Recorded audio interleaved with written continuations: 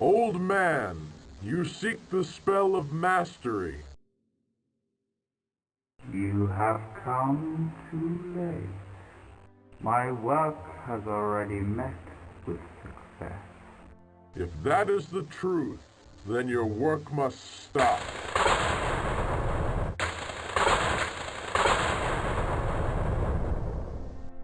More light and silence tomorrow.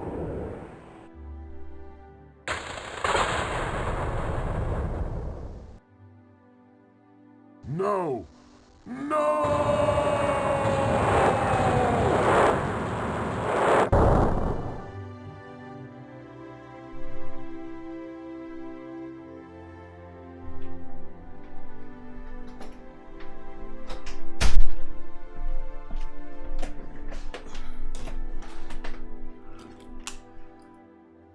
Hey, folks. Welcome. Mr. Shady or Sir Dong Knight, Pedro. Yes, third time is the charm. Sorry, the first two times... Okay, so, to explain why that was so fucking challenging. Master of Magic, there is one... I can stream it. I can stream it just fine, but there is one serious problem, which is that if I ever exit the window to do something else, it immediately shrinks to a DOSBox window, which is 640 by 480. And it is impossible to make it full screen again. So, that's a little bit of a challenge. I have to fiddle around with settings to see if I can get it to work a little bit better, but this works.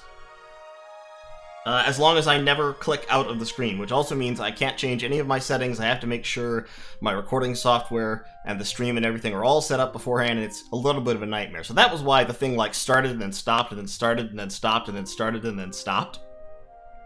Because 3 times in a row I opened it up and I was like, ah, fuck. Something wasn't set right. I've got to restart again. So in any case, thanks for holding up with me.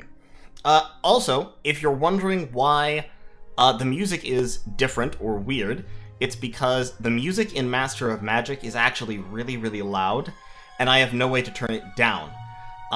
If I could exit the game to adjust my settings without ending the stream, then that might be one way to do it. But as it is, I can't, and so since I don't want to hear just really, really loud Sound Blaster effects played over and over again, I just put on some, like, background generic fantasy music, and so we're gonna be going with that. Let me send a message to the Discord real quick, letting everybody know that I'm online, and then we will be heading out. That's also, by the way, why you could hear me walking in right at the start. I had gone to go get a drink of water. And I can't turn off my microphone either. Can't turn my mic on and off because, once again, I cannot exit the game window. So, but in any case, this is Master of Magic. I played this on the channel quite a while ago, actually. A couple of years now, I think. God, I've been on YouTube a long time. What have I been doing with my life that I'm on YouTube so much? I started this YouTube channel fucking 4 years ago when I was working the overnight shift at Bed Bath & Beyond. What a wild time. But in any case, Master of Magic, one of the classics, one of the greats, one of the very earliest fantasy 4X games, and kind of one that set a lot of the standards for games that came afterwards. There have been a lot of imitators of Master of Magic. None of them have had all of its features. None of them have had kind of the charm that this game has. It's wild. It really is. Now, the original Master of Magic was incredibly buggy and glitchy and screwed up, and there were all kinds of things that didn't work, or that said that they worked, but actually worked in a different way, and it's kind of hilarious. What we're playing is the updated version of Master of Magic. Yes, there is an updated version. This is Master of Magic purchased from GOG.com, goodoldgames.com. And they are selling a version of Master of Magic now. It was abandonware for a long time, but now it's being sold by Slytherin. And the version that they're selling has several options. You can play the last official release, 1.31, which had some but not nearly all of the bugs fixed. You can play 1.5 or 1.51, which is the community update. This is actually an unofficial patch developed by fans that Slytherin got permission to incorporate as an official, DLC. And I presume the people who designed it are getting some money off of it, I believe. Or you can play Caster of Magic, which is a full conversion mod of Master of Magic to make it, like, more complex and better and improves the AI and does all kinds of stuff. I'll be honest, I actually don't like Caster of Magic as much as I do like 1.5, so that's what we're playing. We're playing the Master of Magic with the community patch, and we're just going to be rolling through this a little bit, just kind of casually playing along. I fully admit I was inspired to do this by seeing Lucid's recent streams where he was trying to do the Death Troll thing. The Death Troll thing is difficult. It really is. It's fun. It's, I think, one of the more fun ways to play Master of Magic. But Lucid was struggling with it a little bit just because he's never played the game before, really. But in any case, it was fun watching him and commenting and seeing how he was doing and all that stuff. And I haven't played Master of Magic in a while. So I was like, you know what? I'm going to pick it up again. We're going to do some fun stuff. And I decided that I'm not going to do the trolls because I've already done the Death Trolls back in the day. We're going to do something a little bit different. So here's my settings. I'm on hard difficulty. There are extreme and impossible difficulties. I don't really like them because the only difference between the difficulty settings is the size of the economic buffs that the AI gets. And on extreme and impossible, the AI is still dumb and exploitable. It's just annoying to fight because it gets like 3 times as much stuff as you get. And all of its cities grow faster, and it gets more money, and etc., all of this stuff. So it's just kind of boring, in my opinion. I think hard is a decent balance. These difficulty settings have nothing to do with the rest of the world, nothing to do with the layers or the heroes or anything. All they do is affect the economic cheats that the AI uses. On impossible difficulty, it gets like literally 3 times your income in everything, I believe. I'm going with 4 opponents, which is the maximum. Land size, you can change this. I'm just going to go with, like, fair, because that's the middle setting, and magic 1.0 times, so magic is the normal level of strength.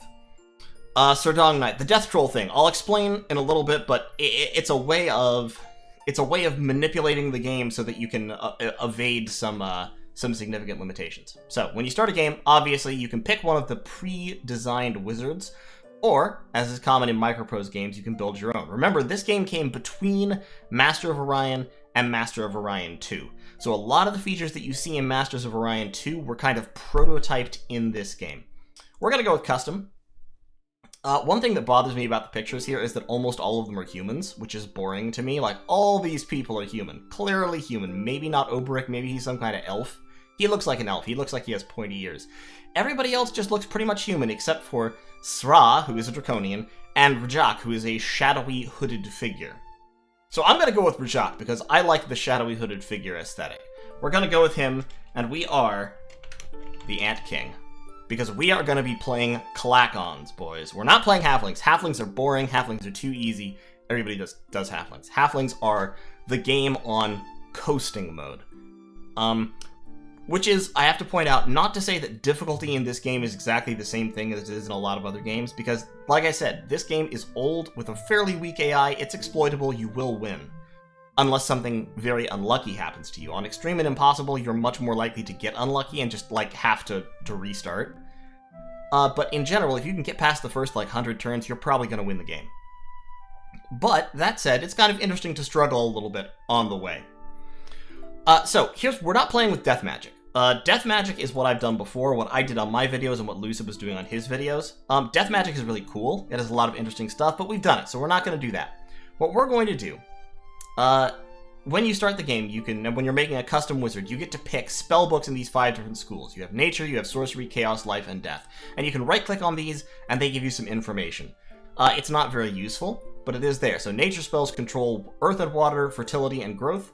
Sorcery focuses on elemental forces of air and illusion, and metamagic spells. This is very, very much blue Magic the Gathering. Chaos is fire, basically. It also has some, like, corruption stuff, and some other summons that have weird powers. Life is healing, buffing units, buffing towns. Life is what you do if you want your, like, recruited units and towns to be as hench as possible. And then death is curses, summoning undead, darkness, that kind of thing. Like, okay, this is basically Magic the Gathering, alright? We've got blue MTG spells, green spells, white spells, black spells, or it's purple in-game, but it's really black spells, and then red spells. That's what it is. It's very, very closely related. There are some weird differences, which we'll talk about as we get into. But what we're going to do is we're going to play, as I said, the Klackons, which is why I chose the Ant King. And I'll explain what makes the Klackons different as we go. So we can choose some special abilities, we can choose spellbooks. The special abilities require some of our picks. Each spellbook requires picks. We're going to go with Alchemy, which lets me swap gold into mana and mana into gold 1-to-1. And it gives all units magic weapons. Hey, Cages. Normally they're not, but I am home from work because of a minor illness, and so I was like, you know what the hell, I might as well stream a little bit. Have some fun. We're gonna go with Alchemy. We're also going to go with one other one, I think. We could go with Warlord. Warlord gives you, like, higher level troops, which are actually pretty useful for the Klackons, but it costs 2 picks. We could go with Artificer, which lets me begin with enchant item spells and lets me make spells for half cost. We could go with Conjurer, which lets me summon more things and reduces the maintenance cost of things that I summon. We could go with Famous. That gives me 10 Fame. Fame in this game is actually a really important mechanic. You gain it pretty slowly, mostly by winning battles. And your Fame subtracts directly from the upkeep cost in gold that you pay, and it also doubles the chance of you getting... It increases the chance of you being offered heroes and mercenaries and magic items just randomly. Charismatic, it gives you half cost when you buy things, and it increases your diplomatic relationships, but diplomatic relationships in this game do not matter. We could take Channeler, which means we cast spells in battles more easily and pays less on spell maintenance. We're not going to go Mirren, because we're not playing a Mirren race. The Mirror is another plane. There are 2 worlds in this game. There's a few different races that live on Mirror, and this pick lets you choose to begin with one of them and generate more mana. It costs a lot of picks, and Mirror is a hard start, because the races are more powerful, but also the world is just a lot more dangerous. But let's talk about books. Spellbooks are really important. Number of spellbooks determines what you get. It affects whether you're eligible for certain, like, abilities up here, and it also controls what spells you can get and what spells you can research. Each school has a total of 40 spells. You have a random chance of being able to research the higher level ones, and that random chance is related to how many books you have in the school. So you need at least 3 books to have even a chance to be able to research the high level spells, and it's low. Whereas if you have 10 books, or 11, so if you're like all nature, all the way up here, you're pretty much guaranteed to get every spell in the school available at some point. Since we're playing the Klackons and we don't want to do death, and life is kind of, I don't know, I don't like life very much. We're going to go with sorcery, so we're going to take 5 books in sorcery, and then we're going to take 3 books in chaos, which is like, so sorcery is like, kind of illusion summons, there's certain powerful summoning spells, there's anti-magic spells, there's like summoning air elementals, there's flying ships, all kinds of kind of cool utility stuff is in sorcery, and then chaos is like direct damage and high damage summons. That's what these two schools are. And then we're going to go with Warlord. So Alchemy Warlord means that I'll be able to recruit units with magic weapons, my units will have more experience, and I'll be able to swap my gold and my magic back and forth with no loss, which is actually a very, very important mechanic. So that's all my picks. 5 sorcery books, 3 chaos books, Alchemy, Warlord. I actually have not done this build before, so we'll just have to fucking see how it goes. I don't know how well this is going to work. So since I have 5 sorcery books, I get to pick 4 common sorcery spells to start off with. So we can start off with Psionic Blast, which just does straight damage and ignores target defense. We can do Phantom Warriors, which summons 6 illusory Phantom Warriors, which are non-corporeal and ignore armor, but they have, like, no defense whatsoever. True Dispel Magic, which is like, there's a Dispel Magic spell that everybody gets. True Dispel Magic is 3 times as powerful. We could swap one of these around. I'm going to remove Psionic Blast. Confusion is also a decent one. Disorients a target unit. They have to fail to resist, and it doesn't have a bonus to resist, plus it's kind of expensive, so we're gonna skip that one. Hey, Sergeant. No, you're not banned. I don't think I banned you. We're gonna take Floating Island, because floating islands can fly around and can carry units, so it's basically a ship that can move over land. Doesn't have any combat capabilities, but it gives you a lot of mobility. And then we're also going to take... probably Guardian Wind. Guardian Wind gives a unit that you cast it on immunity to missiles, which makes their defense against missile attacks ridiculously high. Like, so statistically, nothing in the game can actually hit them. It only costs 1 mana per turn upkeep if you cast it over land, so we're gonna go with that. So those are our 4 starting spells. True Dispel Magic, Floating Island, Guardian Wind, and Phantom Warriors. And then we also get a couple of Chaos spells, because we have some Chaos books. Eldritch Weapon is a decent enchantment, but it's less important since I start with magic weapons. So instead, we're going to take Hellhounds, which are a great early game summon. They're cheap, they give you hard-hitting doggos. And Firebolt, which is just direct damage. It's just 5 points of fire, and then it adds more damage as you go. I could get one of these other spells. Corruption is kind of a troll spell. Fire Elemental is a very good summon, but it's temporary. Only lasts for the length of the battle. Shatter reduces enemy attack strength. This is actually a pretty decent spell in itself. I'll probably research it pretty soon. And Warp Wood destroys enemy ranged unit ammo, which is also quite cool, or can be very important. And then Disrupt destroys walls, which is like, not great. But those are our starting spells, and we are going to start, as I said, with the Klackons. So these are the Klackon stats, and yeah, I know this is kind of a long, like, intro period. Bear with me here. Klackons are interesting. So, for reference, with every race has, you can conquer the cities that are occupied by other races in this game, right? And when you do that, just like in Master of Orion 2, you don't have to kill off the people inside. You don't replace them with your own people. They're there, they are of different species, and different species have different bonuses and production levels. Like barbarian farmers, 2 food and a half of production per farmer, 2 production per worker, etc., etc. You know, gnolls, halflings. Halflings get extra food. High elves generate mana. Lizardmen don't have access to most of the tech tree. All this stuff. So this stuff is determined on a per city basis, right? There's also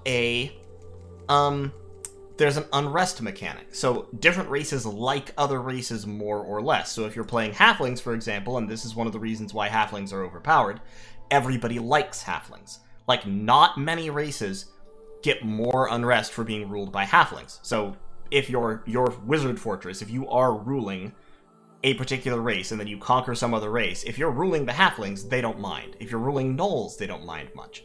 If you're ruling Klackons, everybody hates Klackons.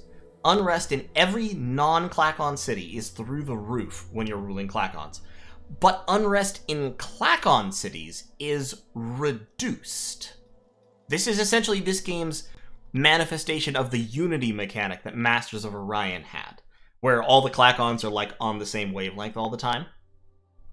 So Klackon cities, when you are a Klackon, like you better, and they hate everybody else, and everybody else hates them. On top of that, Klackons have 3 production per worker, which means they just automatically have 50% more stuff making than other races. Now, the downside is, Klackons are missing some pretty important pieces of the tech tree. Sages guilds are your library research buildings, and temples are your high-level unrest and mana generation buildings. So you're just missing those straight up. You're also missing advanced ships, but that doesn't matter much. So, as the Klackons, you're missing a couple significant chunks of the tech tree, and you have high levels of production. Also not listed on this, you also have stronger but more expensive units. Normal recruitable units. So the Klackons are kind of a weird hybrid of a build and a rush race. So let's click on them. I'm going to go with purple because it's my favorite color. And let's start off. Yeah, sure, it's X2. Okay, so here we are in the game. Let me read chat for a second. Chaos sounds fun. Am I still banned? Need to get banned. Aren't trolls simply OP because of their after combat regen? They're not OP, but if they win combat, then yeah, they take no effective losses. Which is pretty, like, important. Trolls are very powerful. They're hard to use, though. It's complicated to fight with trolls. So, here we are in the hamlet of Ixta. We've got our production. And if we click on it, we can see we got 3 from my 1 worker, 2 from the farmers, 2 from terrain. That's because we have some mountains around here. So if we hit F1 to go into the surveyor, we can see the mountain gives you plus 5% production, which is cool. And then also, pretty much every terrain type has some effect. So hills give you production bonus, forests give you production bonus. So in my little, like, my area that the city works on. I've got, 1, 2, 3, 4, 5, 6, 7, 8, 9, 10 slots that give me production bonuses. I'm sorry, 12 slots, because Desert also gives production bonuses. And then I've got a bunch of slots that give me plus, like, half a point of food and some gold bonuses and stuff. So those add up to affect, like, the maximum population of the city and all that stuff. I'm only growing at plus 10 per turn because Klackons grow kind of slowly. I've got enough food to maintain my troops and my army, generating mana, I'm making some cash on taxes, all that good stuff. I'm going to go in here to the tax collector, and we're going to jack the taxes up by 50% right off the bat, because I can do that with Klackons, and they don't rebel. Notice how nobody has rebelled. If I went up to 2 gold, still nobody has rebelled yet, but one person would turn into a rebel and stop producing things as soon as I moved my units out, so we're not going to do it just yet. However, as Klackons, because you have that unrest bonus, this is where your taxes will sit most of the time. You can get away with it. But we're going to stick with 1.5 for right now. In terms of mechanics, so this is Masters of Orion style 2 style window. You build stuff, you have units, you have your population, you have your resources, etc. We're going to start off building a granary. It will give me some extra food and extra growth, and growth is really important, especially at the start. Then, we're going to go in here and look at our units. We've got 2 units. We've got a spearman and we've got a swordsman. Klackon Spearman. This screen is kind of difficult to read if you haven't played Master of Magic a lot. So to explain, all these stats are per figure. Spearmen have 8 figures per unit. So you have to be mentally multiplying this stuff as you go along. Klackon Spearmen have 2 attack. Normally they would have 1, but since I took magic weapons, they have more attack. And they also have plus 10% to hit. All hits are rolled on a d10. Normally you have 30% to hit. These guys have 40% to hit because of the magic weapons. They have 4 armor. This is the big difference between Klackon units and most other people's units. Klackon units have 20% more, have 2 more shields than anybody else does. Each shield is a 30% chance to negate a hit that the unit has taken. So spearmen normally have 1 attack and 2 armor. Because I have magic weapons and am a warlord, I'm sorry, actually the extra sword comes from them being a regular to start out with. They're not green like most troops are, so they get an extra point of attack because of this. So normal green spearmen would be 1 attack and 2 armor. Klackon regular spearmen are 2 attack and 4 armor. They have 6 resistance, which is about average, and 1 hit per figure. So every hit they take will kill one of these little guys, and every time one of these little guys gets killed, obviously, they lose an attack. They can't absorb as much damage, etc. So if these guys were to attack another unit, they would roll 2 40% chances 8 times for a total of 16 attacks. You'll get it as we go along.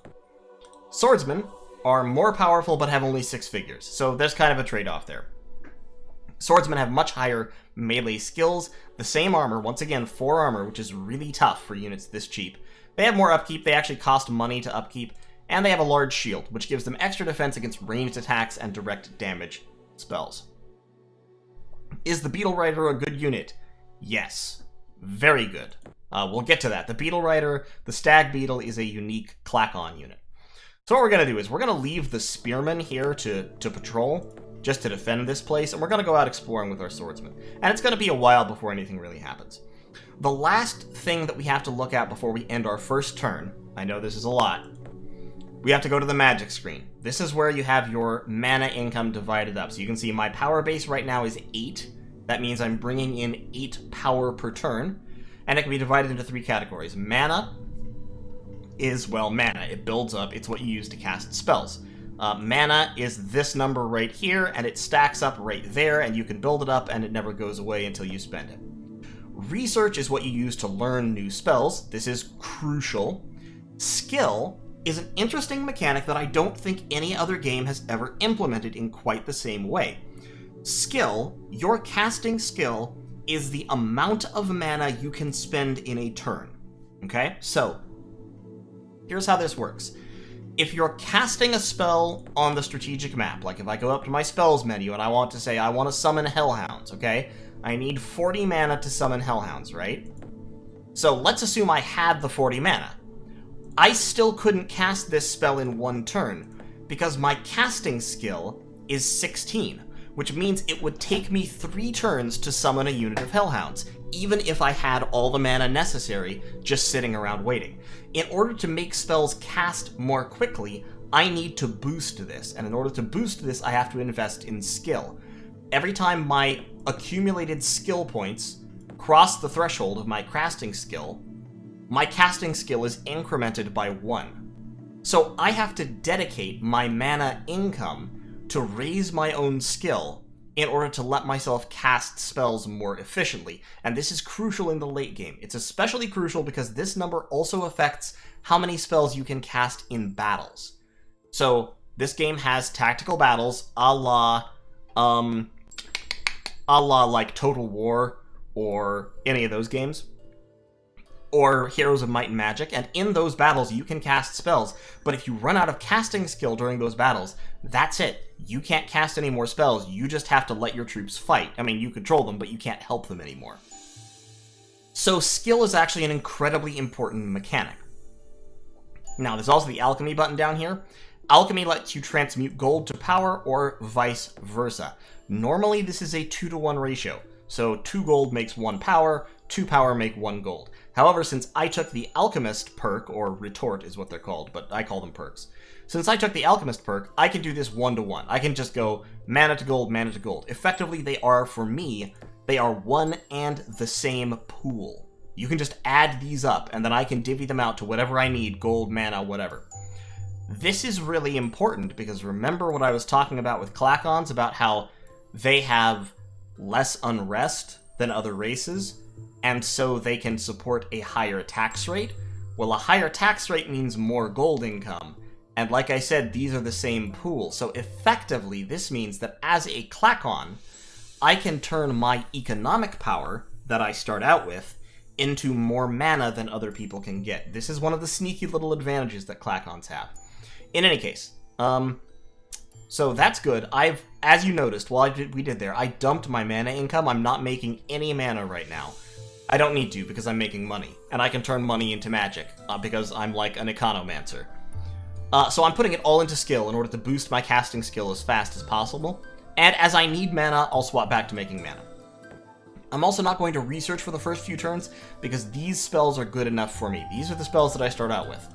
Floating Island, which is cheap and summons, like I said, a transport. Hellhounds, which is cheap and summons a fire-breathing pack of combat units that are pretty good. Magic Spirit, which summons a fast little doodad who can zip around scouting and who can also meld with magic nodes to increase my mana income. And Guardian Wind, which makes people immune to arrows. But I don't need to worry about them right now. I'm just going to hit next turn. It'll bring up my research menu, and I'll decide what I want to research next. And I'm going to research... I'm going to research... counter magic, maybe. So, when you go to research in this game, you get 8 spells. There's way more than 8 spells that I could potentially research right now, but it randomly determines which 8 I'm going to get access to, and I have to research one of these before I can get anything else. So I'm going to start to research... Actually, I'm going to start to research Warp Wood just to get it out of the way. And once I start actually putting points into research, that'll go quickly. And now we're just going to move around for a few turns scouting while we build stuff. Master of Magic is definitely a game about patience. What is that? That is... Quark Crystals, plus 3 power. That would be pretty cool. There's no real great place to build a city down here. I could build one like here on the Mithril. If I built a city down here, it would give me a whole bunch of extra mana. It would never be great. A maximum population of 8. You can see down in the bottom right there. That actually wouldn't be a bad place for a city either. I'll probably build one there and then one down that way. Oh, and we've got coal here as well, so my units are cheaper. Nice.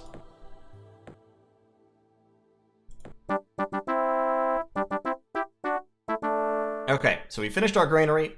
Our population growth has gone up. Once my population hits 5,000, I'll get another little dude here. You know how that kind of thing works.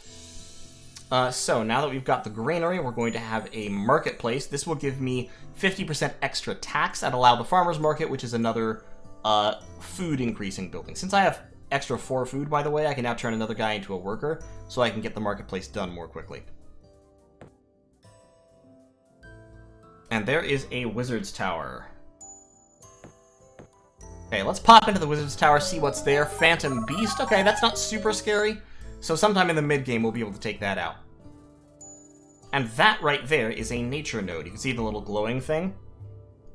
Magic nodes. As I mentioned, magic spirits can meld with nodes. When they do that, you get more mana income. Nodes are always guarded by something. This is guarded with warbears, and warbears are not very scary, so that's probably fine. Zombies, also not very scary, so both of these are pretty easy to handle. We should be able to attack them fairly early on.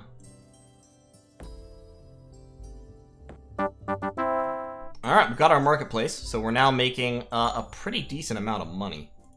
And we can now build the farmer's market. This is always how I start out, if I have the option. The farmer's market will give me...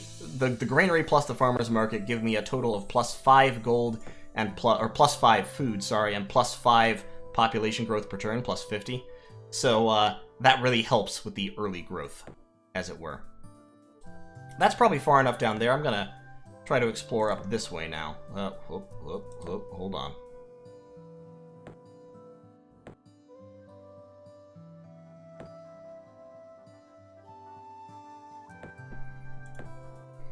In the early game of Master of Magic, you always end up killing a few turns. Hey, Shadier. What do I consider to be my favorite? Oh, I don't know, man. I like the Cylons, I like the Mershan, I like the Bulrathi. Many fire giants, oof. Many fire giants, that's going to be tough to take. Might be valuable, though. Okay, we've got our farmer's market. Now we're going to get a sawmill for extra production. This says it increases the production of forest squares by 25%. That's a lie. It just increases the production of the city by 25%. So we're going to get the sawmill, and then we're going to start moving towards other important stuff. So I need one farmer still, but now I have 3 guys working. Now we're moving into full worker hours. And as you can see, our production is going up pretty quick.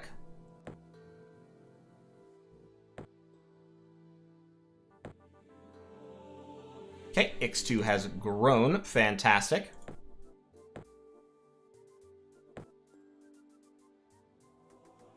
More order north. Okay, so I could hire a hero.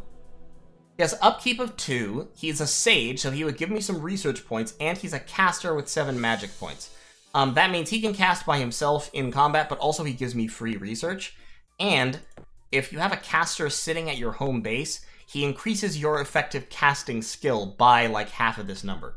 So I am going to hire this guy. He's going to cut deep into my income, but I think it's going to be worthwhile because I'm just going to have him sitting at home researching. Zaldron? Yeah, sure, he can be Zaldron. See what I mean about the music being kind of loud? The music can be kind of loud. He automatically leveled up because I'm a warlord, and warlord also applies to heroes. So, if we look in here, by the way, you can take note. Heroes have only 1 figure. So, they are much actually more fragile than you would think. Because, like, my spearmen have only 1 hit point, but they have 8 figures. So they actually have 8 HP before the unit is killed. Zaldron is in some ways more flimsy than a single unit of spearmen. But he generates research, and he gives me free additional casting skill. So you can look up here, my casting skill is 22, but because Zaldron is sitting there, my effective casting skill is 29, which helps out quite a bit. I've now got 6 free research points, so effectively my mana income just went up to 14. And we're going to keep sinking into skill for a little while longer. I don't need to summon anything just yet. We'll just set him to patrol. It's also worth noting, your units gain experience as they just walk around, so it's been 30 turns. My Klackon swordsman has gained 30 experience points, which means he's leveled up to veteran, and he got an extra point of armor and an extra point of resistance. Is there any benefit for excess food production? Well, at the moment, I don't have any excess food production. These 2 are going to feed my my military units, my spearmen and my swordsmen. But yes, excess food is sold. 2 extra food makes you 1 gold at the end of the turn, I believe. I'm going to go ahead and buy the sawmill, just to get it done a turn earlier. So now you can see the sawmill just straight up gives me another 25% production. And then we could keep developing the city. We could go Foresters Guild, Miners Guild, etc. But instead, we're going to build Another spearman and then a settler. The spearman at this point will be built very quickly. We're going to turn that... Okay, we're going to leave that guy. In one more turn, I'm going to have to make some more food. We're going to send a spearman and a settler to start another town, and then we're going to start developing towards military units. This, by the way, is wild game. Wild game gives you free extra food. So I could build a pretty decent city up here as well. But what I'd like I said, I want to build... Oh my god, look at that. Maximum population 18, production bonus plus 41%. Okay, that is the spot right there on the corner of the river. Extra gold, huge maximum pop, and production bonus. So Spearman needs to go down there. You can see I'm now at -1 food, so we need to swap a guy back. And let's start building a settler. It'll take 7 turns. Hey, Hairless. Hey, Garsamore. Hey, Henry. And I have finished researching Warp Woods. Now I have another spell in my list, which in this case is Psionic Blast. I don't really care about Psionic Blast. I'm going to research... let's research Warp Creature. That's a pretty good spell. Explore that lair. Few ghouls. No, I don't want to engage myself in ghouls. Alright, you're going to patrol there. You're just going to live there while we build a city around you.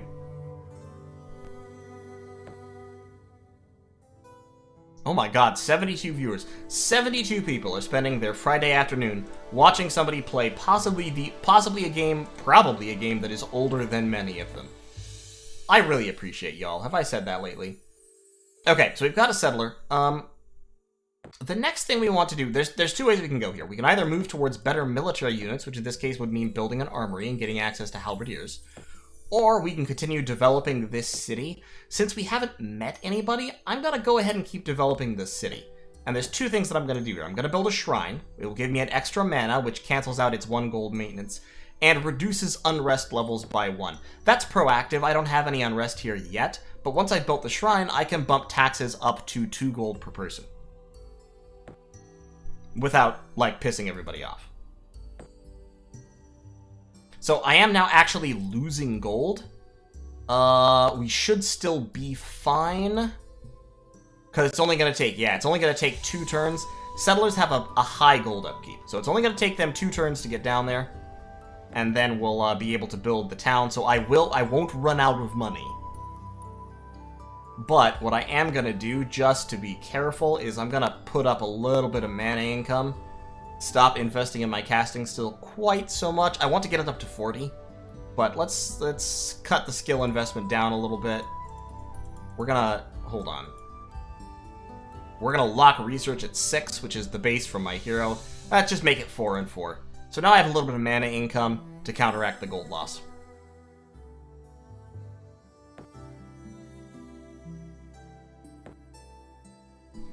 Alright, and we're going to build. Oh god, loud music again. So, when you build a city in this game, it starts off as an outpost. And outposts don't do anything. Outposts start at 3 out of 10, and they grow, or in some cases shrink, depending on what the surrounding terrain is like. This is largely a factor of maximum population, so both growth rate in general and how fast outposts turn into towns are a factor of maximum population. The maximum population here at Kairu is really, really high. It's 24. So this should grow pretty damn quickly. Another nature node, Stone Giant. Stone Giants are pretty tough. And here's a Chaos node as well, guarded by many Hellhounds. That's not too bad, but we'll want to deal with it eventually. Okay, so we've now got the shrine. And we're now going to go for a... let's go for the Foresters Guild. Give me more extra food and increase production yet more. I should be even on food doing that. And I'm going to bump up taxes to 2 gold.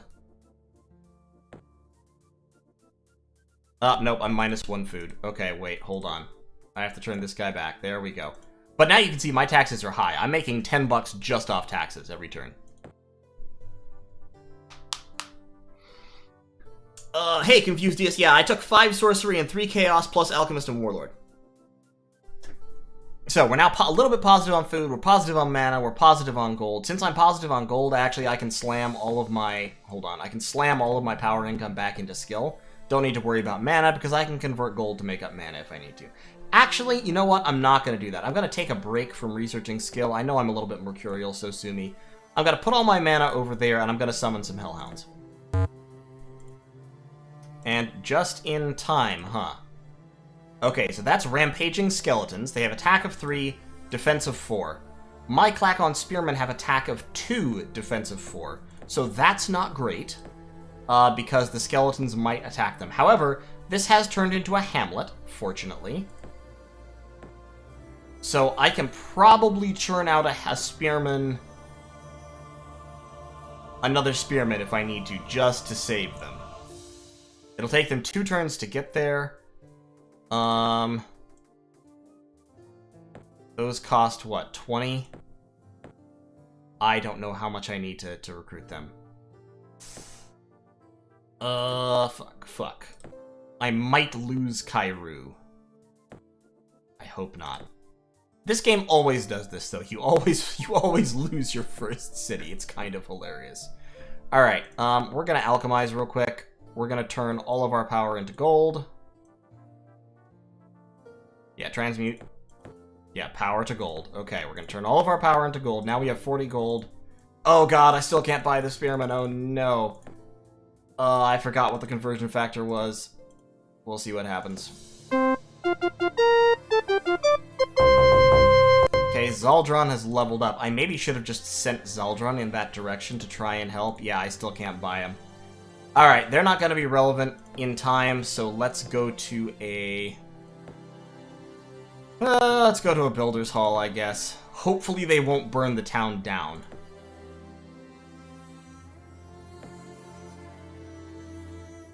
Alright, so we've got our spearmen. Our spearmen do have +1 to hit, and 2 melee attack.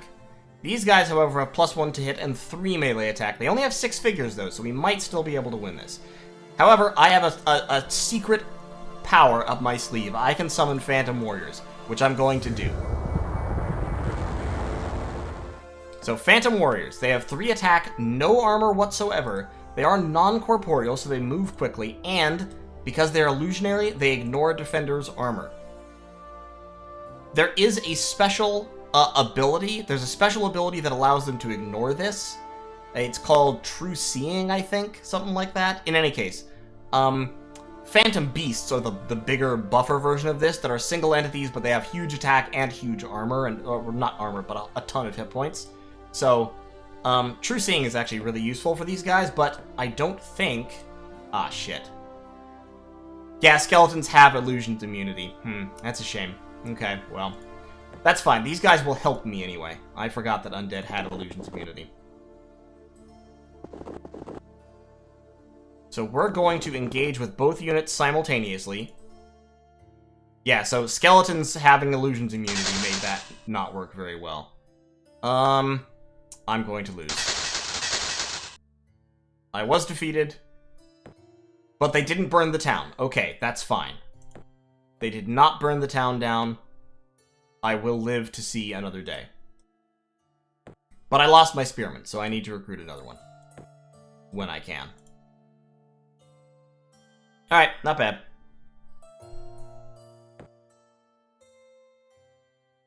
Yeah, no, I totally forgot that I could summon those guys, and then on top of that, I forgot that skeletons were basically immune to them. So it was a couple of different kinds of failure.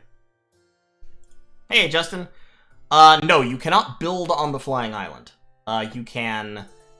the flying island can carry units, but you can't build on it. Alright, let's max out our production real quick. And now let's summon Hellhounds. Whenever you summon anything, by the way, it's always going to show up in your base city where your fortress is. So this is looking like it's pretty much an island, but it's not a bad island. Alright, so we've got our Hellhounds. Yes, Klackons are widely considered one of the harder races to deal with. So we've got a Hellhound. We're probably going to summon another Hellhound or two, just because Hellhounds are useful. In fact, let's go ahead and summon another Hellhound right now. And Kairu is growing. Okay, so we've got that. Now let's get the Miners Guild. Miners Guild gives you extra mineral bonuses and extra production. Costs money to maintain, but especially with that coal there to reduce unit costs. So like, for example, if you look up here, Spearmen only cost 18 here, and Swordsmen only cost 36 because we're on that coal. So the Miners Guild is a really good idea. We're going to get the Miners Guild, and then we're going to go into making combat units. Another Hellhound. Send that guy down to Kairu as well. We're going to have them patrol for right now. Hey, I'm glad to hear that, dude. I'm glad I'm having an effect. I'm glad people like what I do. Always makes me happy. And let's go 5 and 5 on the mana income. Okay, so we've explored pretty much the entirety of our little island here. I am going to alchemize some gold to power so that I can throw down another Hellhound, and then I'm also going to summon a Magic Spirit. And I'm going to send my Hellhounds down here, because if you'll recall, that node and that lair, I thought were going to be pretty easy. So we're going to have 2 Hellhounds, go see what they can do, and I'll send my Swordsman to join them, I think. Have that Magic Spirit sort of hover in the background. Yeah, that's fine. Hey, Chaotic! Sergeant, do Hellhounds require upkeep? Yes, they cost upkeep in mana. So right now, I'm spending 5 power generating mana, but only 1 of it is actually turning into income because 4 of it is being spent on upkeep for my various summons.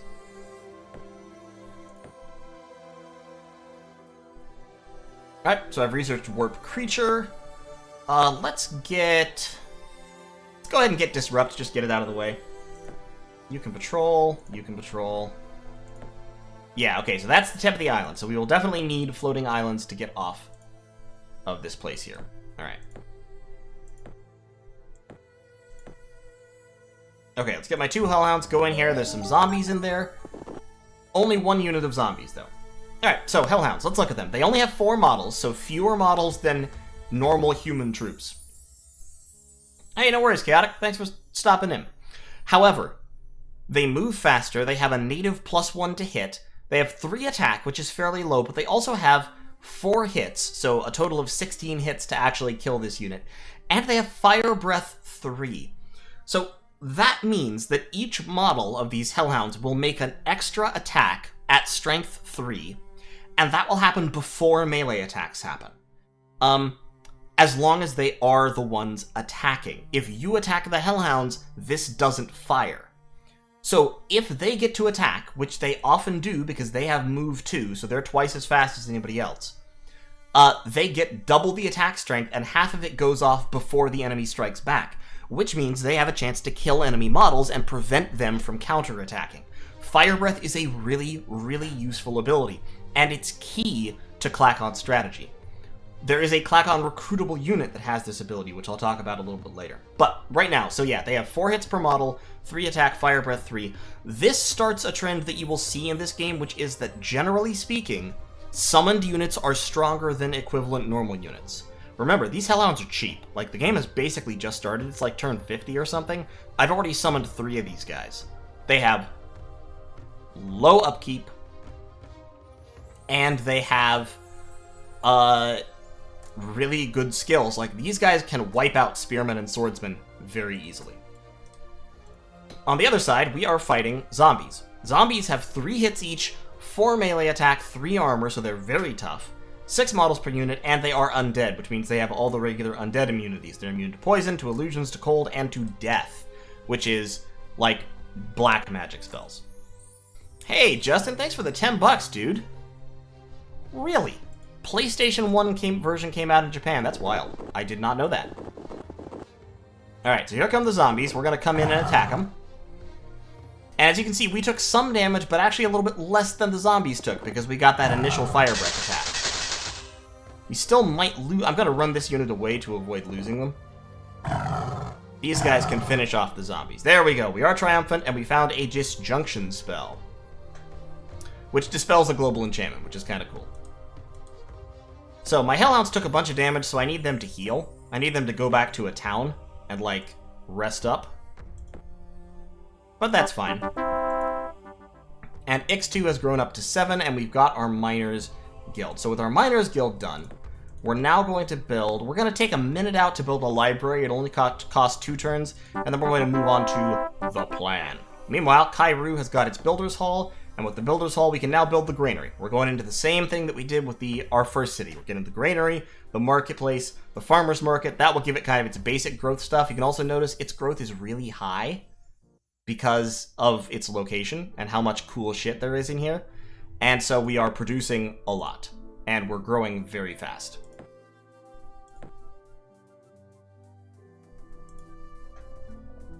It's a little like Lord of Magic. Alright, so we got our research done there. Now let's research... Most of these are sorcery spells, and they're just kind of utility stuff.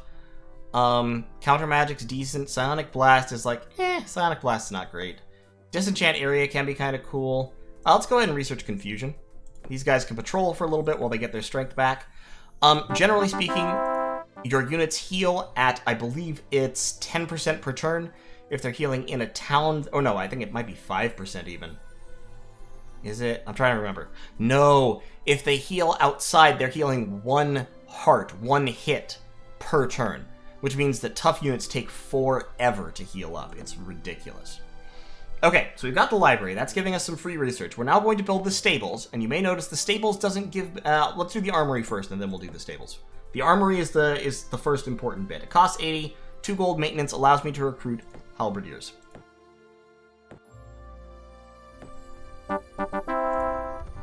Okay, so now I can recruit halberdiers. Halberdiers cost 1 extra upkeep and twice as much to build as swordsmen, but they have an extra melee attack and an extra point of armor. They don't have the Lord's Shield, but that's okay.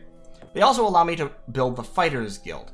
I don't need that just yet. I will in just a second. The Fighters Guild increases the morale of your troops, which stacks with warlords. So once I build this, all my new troops will be veterans. But let's go ahead and let's just go ahead and build the stables. Yes, healing is ridiculously slow unless you have a healing spell. If you're in a town, you heal a lot faster. Like, see, this guy's pretty much already healed. This guy's up at half health. So you do better if you're in a town. Alright, we've got the stables. Now let's get the Fighters Guild. And this swordsman guy is going to come down here and prepare to join the attack. If he dies, that's okay, because he's costing me upkeep. We've got our granary. Now let's get our smithy, which we need for the marketplace. I'm positive 3 food. Turn into a worker, please.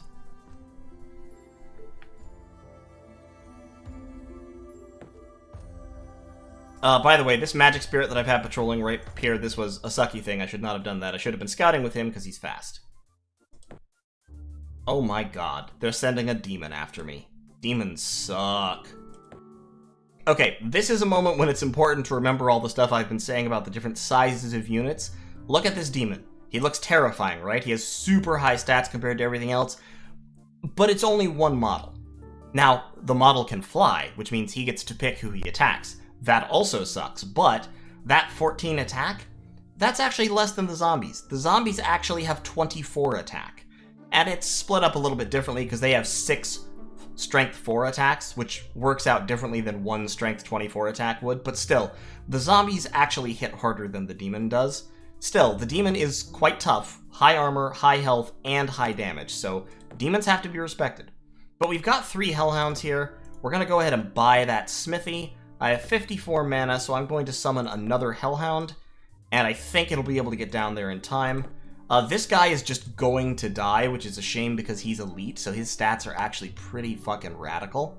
And he has when you turn elite, you get an extra 10% to hit, so he actually hits 50% of the time and has 6 strength 5 attacks. But there's no way to save him. Like, he's just gonna watch. That demon is just gonna run over him. That's a shame. I could try to run away. But I don't know that it would help. I do have Warp Creature. Penalty of 1 to resistance. Resistance, by the way, it's different than shields and swords. Resistance is just each block of resistance you have is effectively a 10% chance to resist. resistance rolls are rolled on a 1d10. So, like, this demon has 1, 2, 3, 4, 5, 6, 7 resistance, which means there's a 70% chance that any curse I would cast on this demon would fail. Warp creature works with a -1 penalty, so it's actually a 60% chance. Zombies only have resistance 3, and skeletons have resistance 5, so it might be worth... Oh, no, it only works on normal units. Doesn't work on fantastic units, I guess. Okay. I can throw Firebolt, so... And none of these guys are immune to fire. I have skill 26, so what I'm gonna do is I'm gonna cast a Firebolt, and I'm gonna put all of the extra power that I can into it to make it strength 25 and just smack this demon as hard as I can. Boom. Demon dead. Okay, now we might actually have a chance. See if we can... Actually, let's try to isolate the skeleton first. Okay. I don't know. I don't know. Let's see. Nope. Okay, well, the elite swordsman died, but the town is definitely saved. Okay, so now we've got the Fighters Guild and the stable, and it was kind of weird that I built the stables, right? Because the stables doesn't do anything for me, right? It doesn't let me recruit anything. There's no unit attached to it. But the stables is required for the unit that is recruited from the Armorers Guild, which is the Stag Beetle. This is the ultimate unit of the Klackons. The Klackons, this is the highest the tech tree for the Klackons goes. Like, this town is almost done building buildings. The Klackons really do miss quite a bit of the tech tree, but the Stag Beetle is a pretty good unit. Pretty good. Unfortunately, my income is actually quite low right now because of maintenance and stuff. Let's get the marketplace up, that will help. Maybe I won't do that yet. Nah, I'm gonna go ahead and do it. I can generate mana if I need to.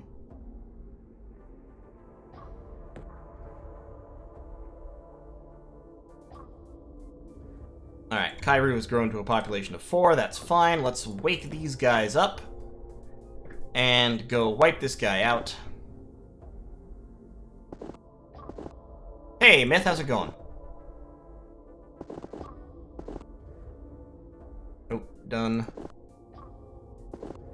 Alright, zombie. Yeah, fuck you, that's right. Get fire breathed. Okay, now these guys can go down there and take out that node, hopefully. Anything in there? Unicorns? Oh god, unicorns are tough. Alright, we've researched Confusion. And now we can research... Enchant Road is kind of a cool global. Let's research Wall of Fire real quick.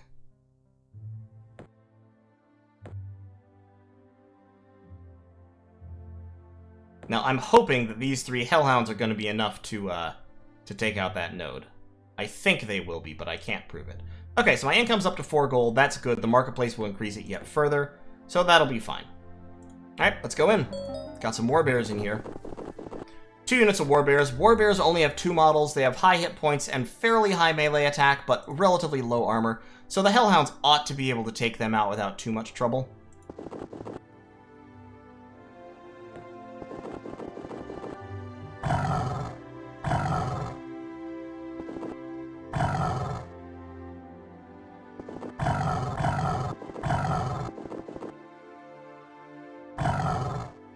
There we go.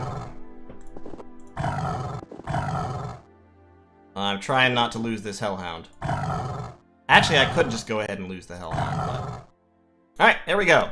So, we found a Naga spell. That's kind of cool. And 30 mana crystals. Plus, we conquered the node.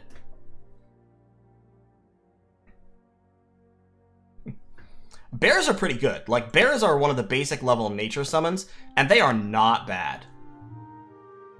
Alright, another Hellhound. Fantabulous. I love Hellhounds. Hellhounds are, for value, like in terms of value for money, Hellhounds are really good. And now we're going to go ahead and meld with this node. Boop! 1, 2, 3, 4, 5. This gives you a very clear indication of how much mana you're making. That node is giving me 5 mana, which is going straight into my mana and my skill. Nah, it's fine. Like, these are my basic bitch summons. If they die, it's okay. You'll see what true power looks like in about 3 turns here. You'll see. Trust me. I do have a rebel in Kairu. I need to get a couple of units there to guard that town, and or I need to build a shrine. Let me go ahead and get my shrine up. That'll be the quickest way to solve that problem. And I'm going to send this Hellhound over there to look at that lair. I forget what was in that lair. Was it Fire Giants? I think it might have been Fire Giants.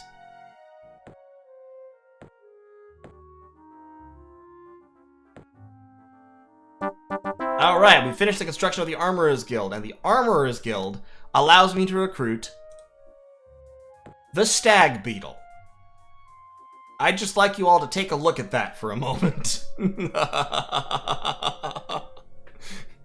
The Stag Beetle has 15 melee attack, 7 armor, 6 resistance, 20 hits, and Fire Breath 5, which means that when it attacks you, first it does 5 damage with its Fire Breath, and then, if you survived that, then it has the 15 damage melee attack. Stag Beetles are really, really good at killing enemy monsters. They're not actually great at fighting infantry because of the way armor works. Because, like, the way, like, if you have one attack that is a high strength and you attack a multi-model unit, you effectively attack one model, it makes all its defense rolls, then it dies if you did enough damage, then the remaining damage goes to the next model, which makes all of its defense rolls, and etc. So effectively, attacking a multi-model unit with one big attack multiplies their armor by however many models they have. So a Stag Beetle is unlikely to kill more than, like, 2 or 3 out of a unit of swordsmen with a single attack, but still. It moves as fast as cavalry, it hits like a truck, it can duel giants, and because of Fire Breath, it can attack air units. Normally flying units in this game cannot be attacked in melee, but if you have something like Fire Breath or thrown weapons or what have you, that lets not just the Fire Breath attack, but your entire attack be used against a flying unit. So Stag Beetles are really important to the Klackons because it's the only unit you can recruit that can attack flying units. This is Master of Magic. I'm not playing Caster Magic. I don't like Caster as much. I'm not going to recruit one just yet because it would cost me 4 gold in upkeep. But I will soon. Nick Wilbur multiplies the armor. No, yeah, it effectively does, actually. You can work out the math on that, but basically what's happening, if you attack a 6-model unit with a single high-level attack, it's going to get to roll its armor however many times you hit a model. So you hit the first model, it rolls its armor, it dies if you have damage left over. You hit the second model, it gets to roll its armor. The third model, it gets to roll its armor. So the attack dies out a lot more quickly than you would expect, just from looking at the numbers. Like, if a regular multi-model melee unit making like 5 attacks hit with an effective melee strength of 20 against a unit of spearmen or swordsmen, it would very likely kill them. Okay, in any case, but this just doesn't divide as evenly, put it that way. It doesn't work out as well. I'm actually going to go ahead and pause for a second to build a unit of engineers. They can build some roads to connect my my little empire to itself here. And I need to get the money to get the shrine operational, but that will take a bit.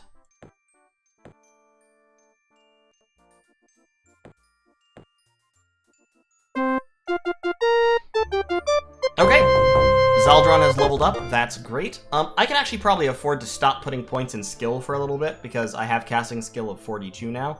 So I'm going to go ahead and put all my points into mana, and just start building up a mana reserve. I think it was, what one was easier? That was unicorns.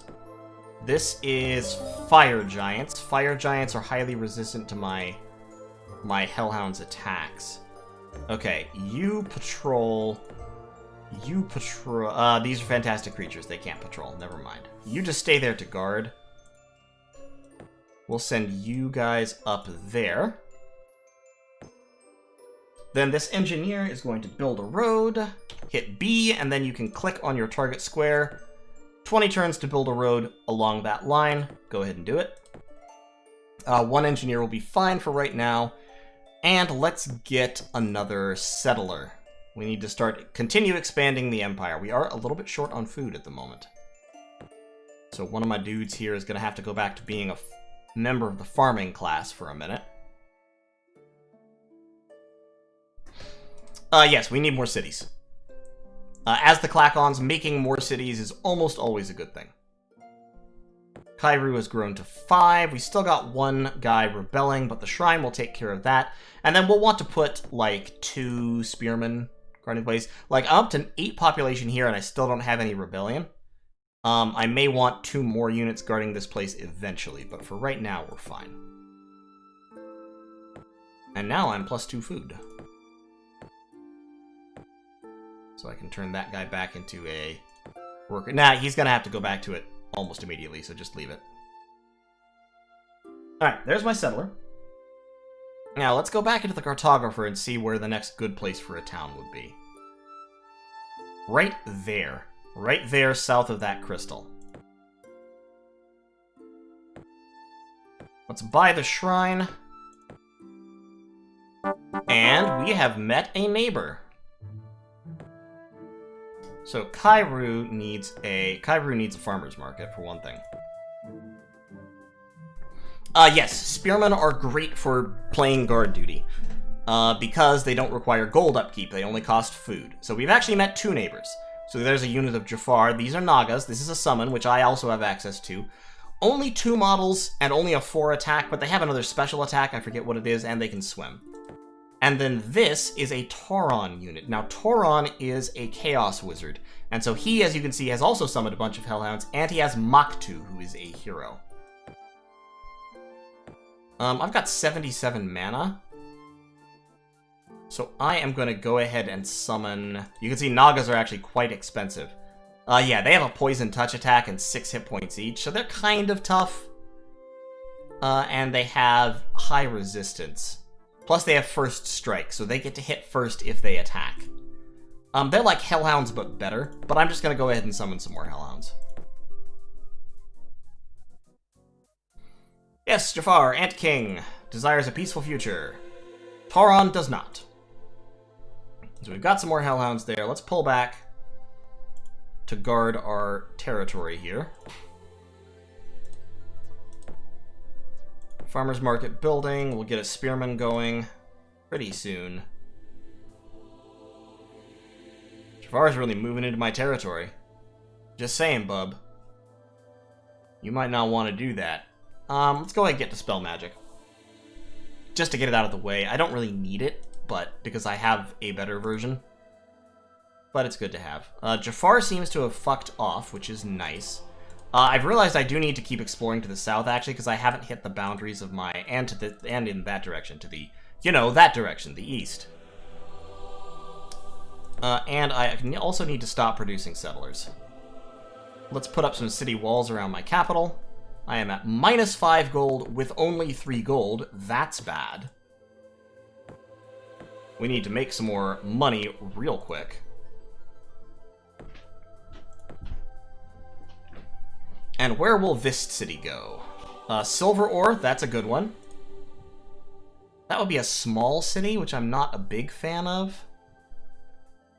But it would be in range of the silver. That would be a better city. Because we've got one going over there. Right there. 1, 2, 3. I could build a city right there in that forest. That would be pretty nice. So let's head down that way.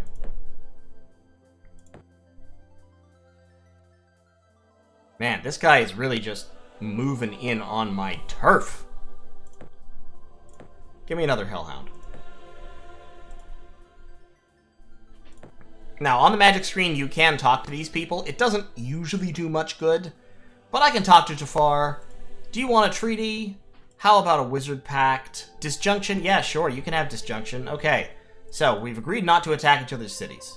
That's great. I don't want an alliance. He already has all the spells I have because he's a sorcerer, so that's fine.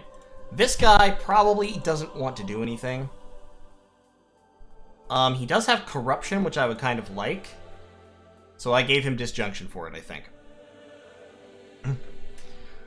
Could someone enjoy this game today without nostalgia? I mean, I enjoy it, and I didn't play it until I was like 20. So, yeah, I would say so. Alright, we got some more Hellhounds. We've got a total of 4, which is a pretty significant stack. Can 4 Hellhounds take on 3 Nagas? Maybe. They've got a little less by way of HP than I do. But I just signed a treaty with him, so I don't really want to fight him. I would much rather not. I'm gonna send one of my Hellhounds to guard dog that.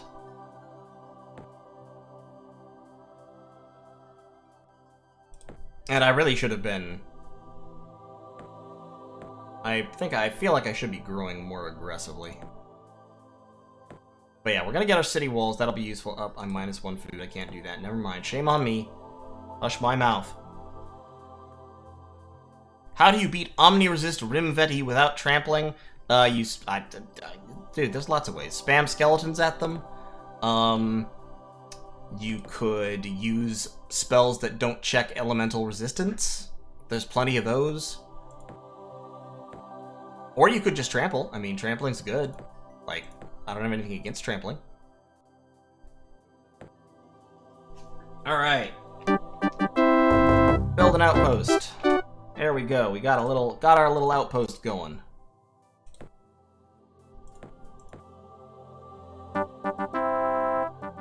And X2 has finished its city wall, which is great. And because we're a little short on money, we're gonna swap them over to trade goods, so all of a sudden they're making all the money in the fucking world. A ton of money. A ton of money. All of a sudden I am positive 21 gold. I love it. Love it. I don't need to make swordsmen here. I just don't think I do. I do need to make some spearmen. I'm gonna make a couple of spearmen, I think, but I'm gonna get the sawmill first. For production reasons. Alright, actually, you know what? I'm plus 4 gold. I'm gonna go ahead and start recruiting stag beetles. Yeah, that's fine. Just gonna recruit a stag beetle or 2, no big deal. Summon a floating island so that I can fly my dudes around. You patrol for a minute. We're gonna build an outpost down there as well. You're gonna patrol for a minute. Alright, a space as target for the floating island. We're gonna drop a... may not be summoned in the area... There's enemy units there?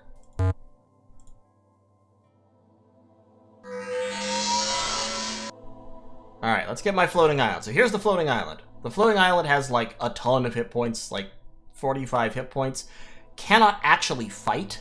Has no armor. Oh my god, he summoned 1,000,000 Nagas. He has Nagas all over the shop. Yikes. Bro, why do you have so many Nagas? I'm gonna have to fight him. Like, I don't think I have another option.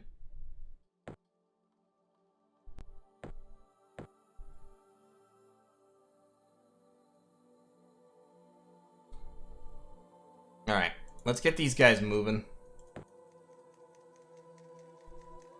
Don't you dare attack my floating island. Okay, disenchant area. Yeah, sure, that'll be useful. Where is he at? And why is he sending this many Nagas in my direction? That's what I want to know. This is like, look at this. That's 1, 2, 3, 4, 5, 6, 7, 8 Nagas. He has summoned 8 Nagas. Nagas, by the way, have an upkeep of 2 per turn, so he's spending 16 mana per turn just summoning Nagas and throwing them in my direction.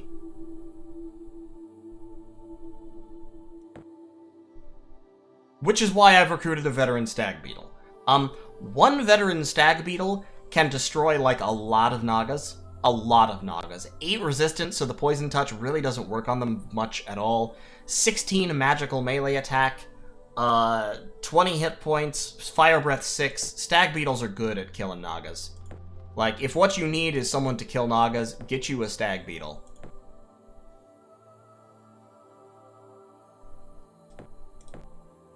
Alright. Yeah, we're gonna have to go to war, especially because I have walls here, so he can't, like, get through. But it's time to... I think I'm gonna have to fight. Let's get those guys up there. You just hold your horses for a second. I'm trying to figure out what, like, where they are actually coming from. Obviously, the answer is in that direction, but still. Okay, got our sawmill. Let's go ahead and throw down a library, get a little bit of that sweet, sweet free research.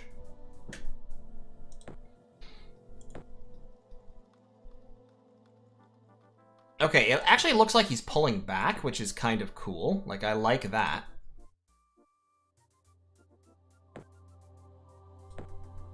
Actually, I don't need the library right now. I need money. Give me a Forester's Guild. When we have 2 stag beetles, we're gonna move out. Is your city over here? Also, I guess the floating island... I thought the floating island was flying, but it's actually sailing move type, so I'm gonna have to cast flight on it to make it even cooler. That's the way. Alright, where is your fucking home base, my guy? Don't worry, I'm not gonna hurt you. I just want to know. I just want to know where you're coming from. That's all. Trust me, would I lie to you?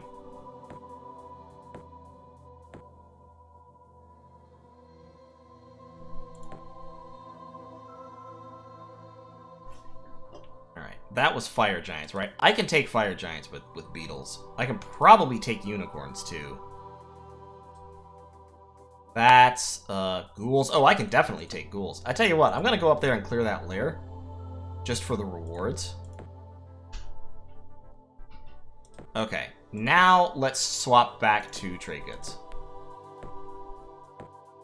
And these 2 beetles will hold the capital while these hellhounds go and take care of business. Get a road down to there. That also reminds me, that's still an outpost. That's still an outpost, that's fine.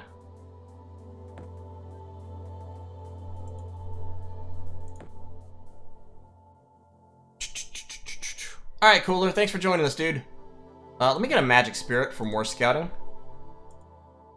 Because I really want to know where this motherfucker is. There's Tauron. He's got ghouls himself. And it looks like he has high men's swordsmen. Okay, interesting. And he's claimed that node. No, no, no, no, no, no, no. That's my node. That's my node. Mine.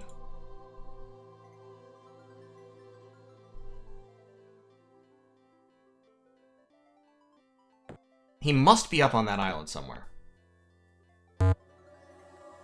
Okay, Taigo has grown to a hamlet. Get that builder's hall going.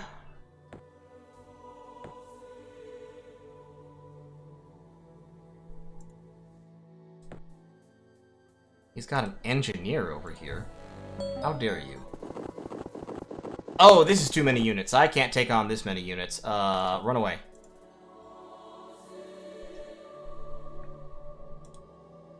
Oh, don't worry. I'll enjoy it. Yeah, that's too many undead. I can't. Nope, sorry.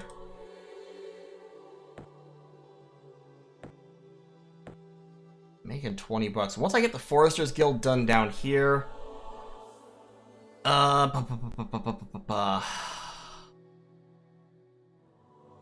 need a little bit more money. Is the problem. Because trade goods are making 22 and I'm plus 20 at the moment.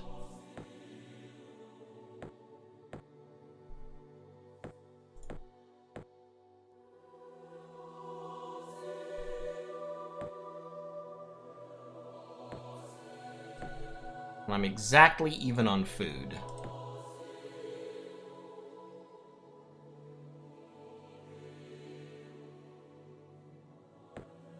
This is a really weirdly long, like, pendulous continent that we've got going on right here.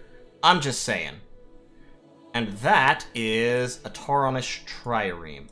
Okay, so his units have moved down towards my capital city, which is, I would say, not very smart of them, because 2 stag beetles can take out that stack. Which is gonna be, I think, the plan. Because this guy, Zaldron the Sage, is gonna sit at home, like, helping me out. I don't need him in combat. Well, actually, I might send him into combat. Because he's got 9 resistance, he's got a whole bunch of armor, and he's got a decent ranged magical attack, which could help. Let's just take the whole garrison and go clean these guys up. Okay, I think he just disintegrated one of my beetles, which, rip. But hey, I can delete units too, my guy.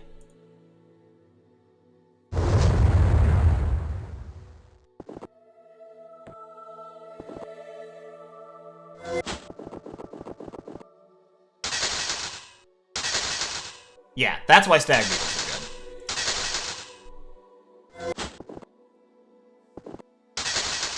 Alright, take out these ghouls. Ghouls, by the way, are not impressive. They're basically 4-unit zombies, 4 model zombies, except they have this create undead ability, so if they kill something, or rather, if they do more than half of its damage to it, it will rise again as an undead that they control, that the master of this unit controls. So they're kind of useful. They're good utility units. They're not, like, really impressive. These are actually barbarian swordsmen. I thought they were high men swordsmen, but they're barbarian. So they have this thrown attack ability. It's a lot like Fire Breath. It's pretty much the same thing. Basically works, like I said, pretty much the same. But once again, it only works if you're attacking. So the Stag Beetle is just going to clean everybody up.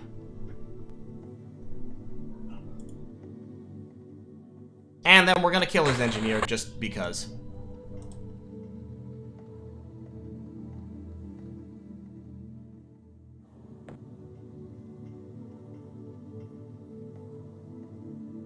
Alright, yes. We've declared war. We're at war. We're doing war things.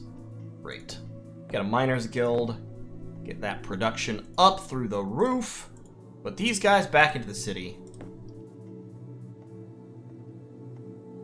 And what does he have guarding? He has 3 Hellhounds plus Mach 2 guarding his node.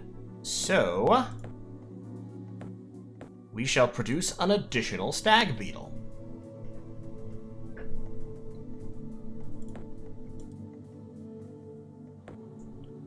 And Tygo is still building a builder's hall. Rakatul is not yet a town. We need more money, is what we need. That's what I'm finding out here. Let's actually change that to a spearman real quick. We're gonna free up this guy. We're gonna free up this guy to go join the war effort. This guy, he is an ultra elite. You can only get to ultra elite if you are a warlord. So he has 3 attack and 6 armor and 2 hits now. Ultra elite is really, really a good level to have. Plus he has plus 30% to hit. So this Klackon spearman unit is actually hench as fuck. You are going to patrol. You are going to wait so that you can heal more. My floating island will continue investigating the world.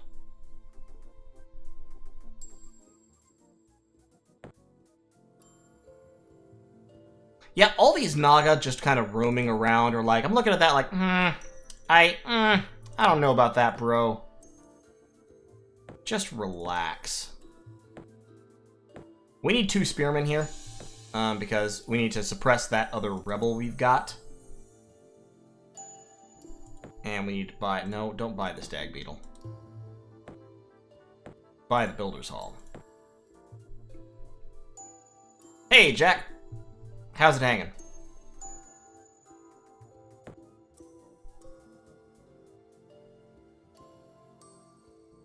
What was in that nature node again? Stone Giant. Ghouls and zombies. Is it just 1 stone giant? 1 stone giant I could probably take.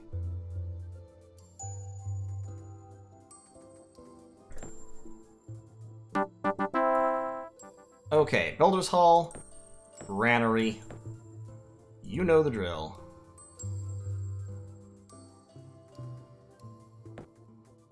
Stag Beetle in 1 turn.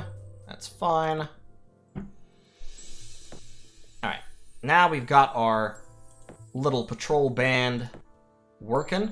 We are going to have to recruit more patrollers here at Kairu, because otherwise unrest is going to get pretty significant. But let's go ahead and grab a miners guild before that becomes a serious problem.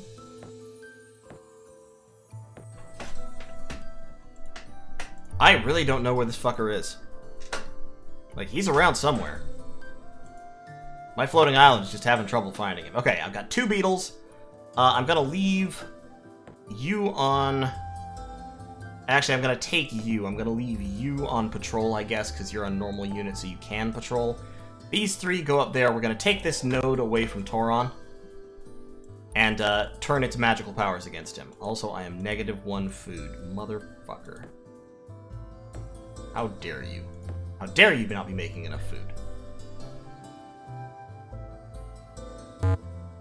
Our wizard pack provides you have no need for troops massing along the border. What border? Have you built a city?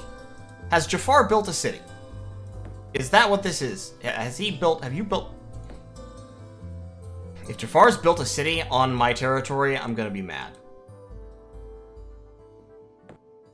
Or is this because of this guy? Have I found him?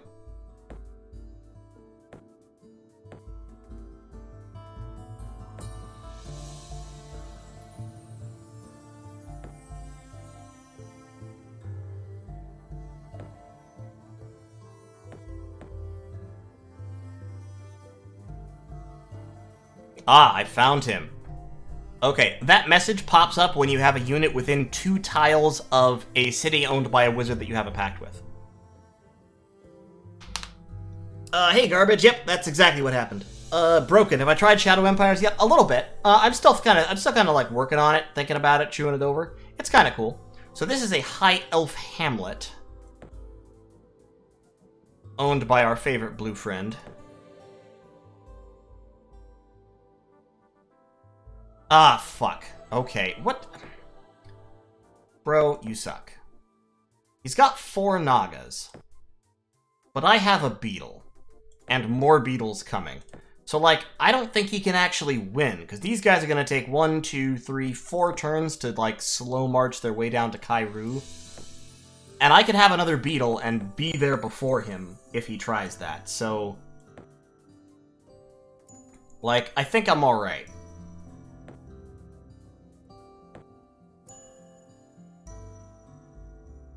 That's the north. Like the North Pole. Hello, Trireme. I don't want to fight a Trireme with a magic spirit.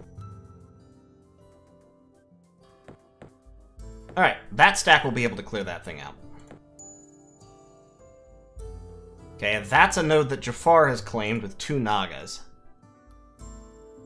Yeah, we'll have to go after him sometime, but he's a long way away. I would rather use this tower to get into Mirror before I went that far.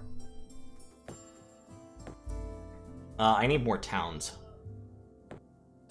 Once I get this Miners Guild, I'm gonna get a couple of settlers out of Kairu.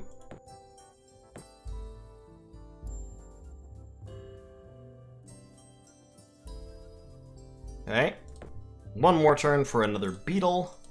Follow-up beetle. And yeah, he's still got the same garrison there. I'm gonna kill his hero, I'm gonna kill his hellhounds, unless he does something really cool to stop me, which is always possible. I mean, you can do really cool things with magic in this game. But we'll see. I think I have the force advantage. Alright, city growth. Excellent. Let's go in. Yeah, he's casting Disintegrate, which is actually quite a powerful spell. It's pretty high level. He's got Mach 2. Mach 2 has Deathbringer. But I think Deathbringer only works if you're attacking, question mark. He's also got Orion's Belt. And the Chain of Magical Health. He's got a lot of armor. 1, 2, 3, 4, 5, 6, 7, 8, 9, 10, 11 armor. Wow. Mach 2's tough as fuck. And he has high enough resistance that he just doesn't die. It might turn out badly. Like, I mean, I'm not gonna lie, it could. That said, the Stag Beetle, I think, has the attack to punch through. That said, Deathbringer really, really worries me, because save at -3 or die is a 50% chance, and I'm not sure if that works on his retaliatory attacks or only on his actual, like, attacks. Also, my curses won't work on him because his resistance is too high, so I have to fight him. If your resistance is 10 or higher, things without a significant penalty just don't affect you. Let's throw... Strength 5 magical fire attack plus 5 per additional point of mana spent. I could just... Let me just throw a strength 25 firebolt at him. Yeah, that was what I was looking for right there. Okay, so the death attack does not work when he's being attacked, which is what I needed to know.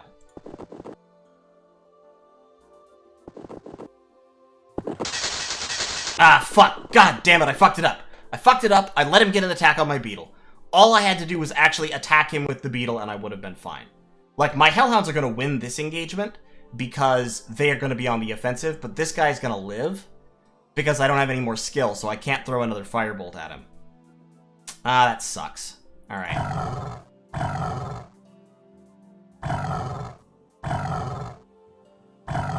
I fucked up my positioning.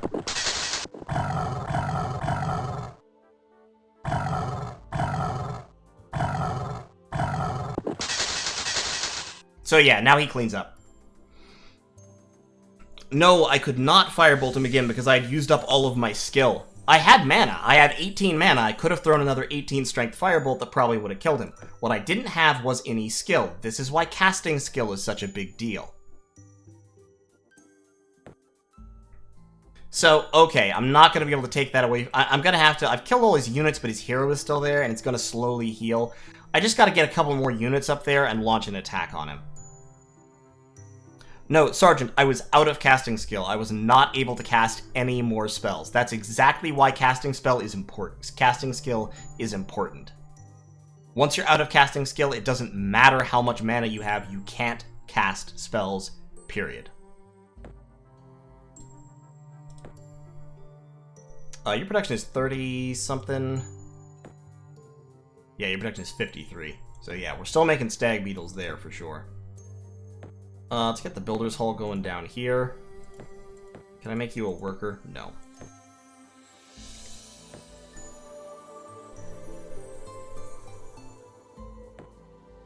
Okay, so we're gonna have to deal with Jafar's infinite Naga swarm before we can really do anything here.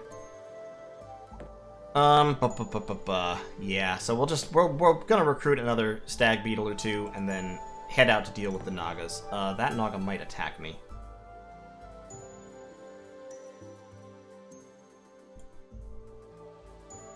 Immediately remove all troops from your territory or they will be destroyed, eh? Okay, let's go in here.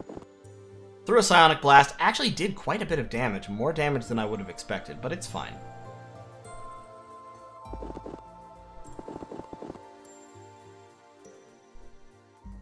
Let's grab that guy. Finish off the Nagas. Good stuff.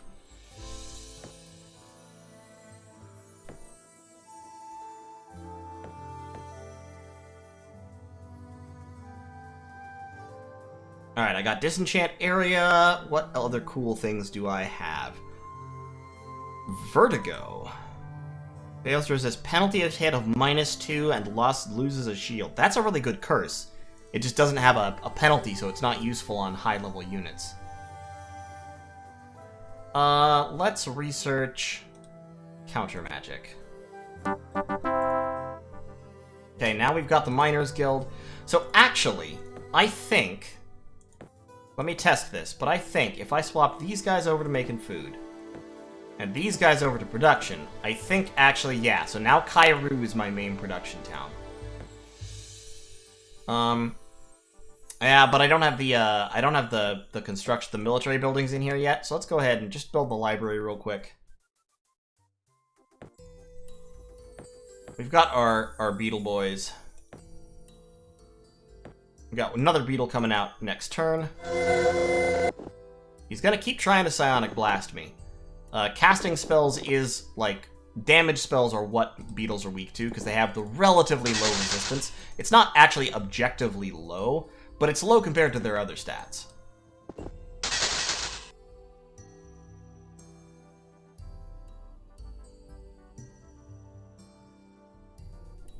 And we are negative on food. So yeah, we need these guys to go back to production, and then we need food over here. For now. Buy the granary. Make him a farmer for 1 turn. Yep, okay.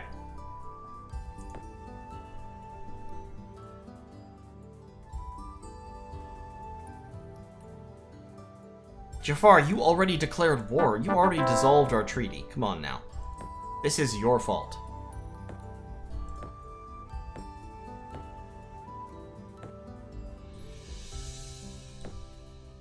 Alright, that is Tlaloc, and he has summoned a ton of sprites. This is, by the way, humorously, if you were watching Lucid stream, and please believe me, I am not saying this to shit on Lucid, but it's funny.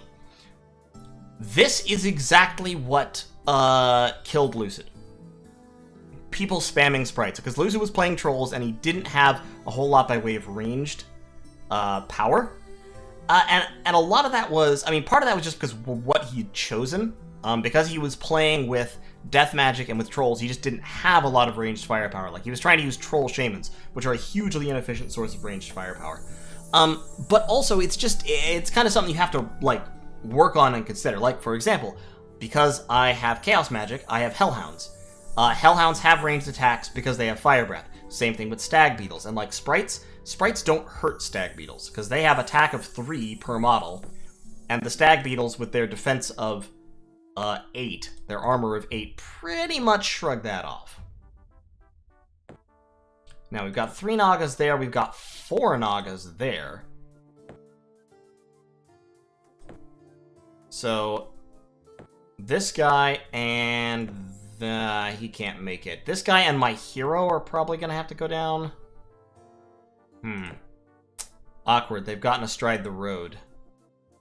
These Klackon spearmen are only regulars, so they're gonna have a hard time fighting Nagas. I might have to send in 1 beetle. I could send in a beetle and Zaldron, but I would be worried that he would get blasted with a spell and die. And I really don't want to lose Zaldron. Because he's my research.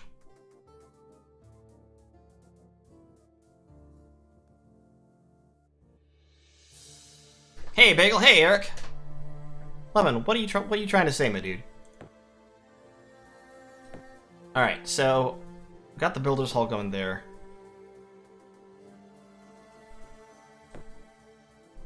Hamlet of Taigo. We're at +2 food, so Taigo can turn 1 guy to a worker so they can get the smithy done sometime this year.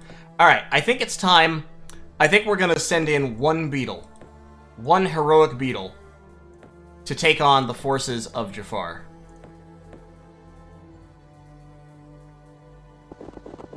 Okay, Jafar's throwing down counter magic. So he has to, all my spells have to resist his counter magic. That's actually fine.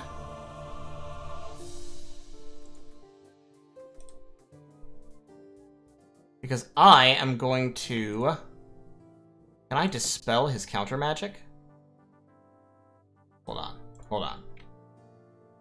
Wait, I didn't want to do that. Ah, shit, I committed to it. Alright. I committed to the bad dispel magic instead of the good dispel magic. Can I dispel his... Okay, let's cancel that. So I can't dispel that. It will get worn away by my casting spells. Let me try to throw down a Phantom Warriors. Okay, that went through. That's fine. Nagas are not illusion resistant, so the illusions will strike right through their armor, which is great.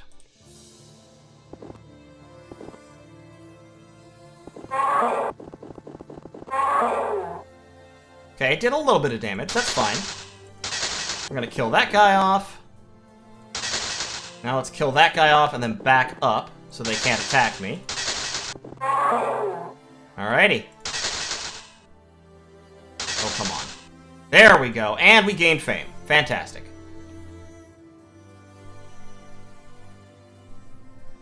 Yeah, look, this is one of those games where, like, if you put something in the wrong place, you will lose a fight.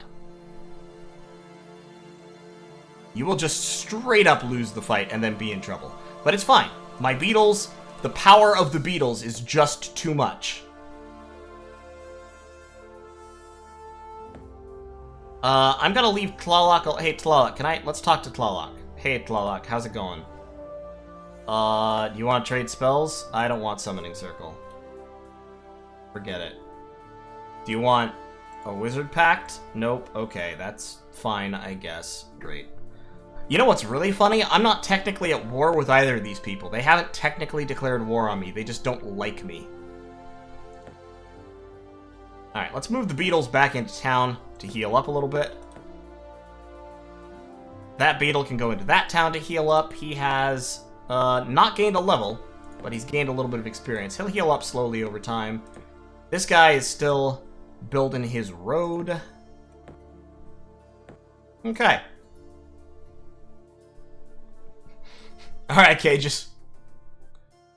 I've got 41 mana and an income of 11, because all my mana is going into, well, mana at the moment. So I could start doing nasty shit. Like, I could start casting Corruption around this city, this high elf village, just to screw up his production. Corruption turns a target, like, tile into a shitty place that doesn't give you anything. So it's kind of funny. It doesn't work very well on the AI, because the AI gets all kinds of resource cheats. I could cast Guardian Wind. That's not useful. I cast Wall of Fire. Also not super useful. I could summon my own Nagas, but I don't really like Nagas. They're not very strong. I'm just going to keep recruiting beetles, honestly. And I'm putting all my stuff into mana, and I'm just going to use my mana to convert into gold as we go. And I'm just going to, like, beetle it out.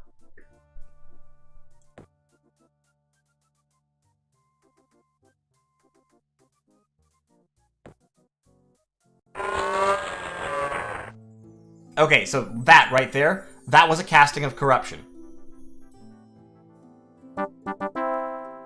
So he has cast Corruption on my coal mine, and so removed it from play.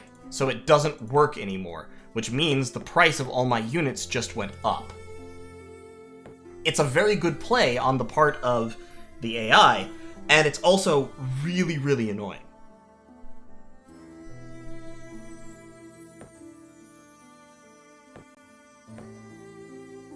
I still, like Jafar just wandering around with all these freaking Nagas is so very annoying to me. Get into the town there.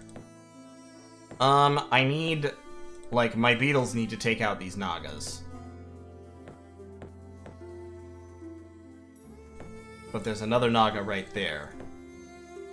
Ugh, too many Nagas. And unfortunately, our hero down here is not very healed up. That said, with 2 Klackon Spearmen, he might be able to do it. He might be able to pull it off. Recruit a 3rd Spearman, maybe? Nah. Build a city wall. Yeah, cut into my gold. Yeah, there are ways to cleanse corruption, but Klackons don't actually have the unit that does that. There's a specific unit, shamans or priests, that do it most easily.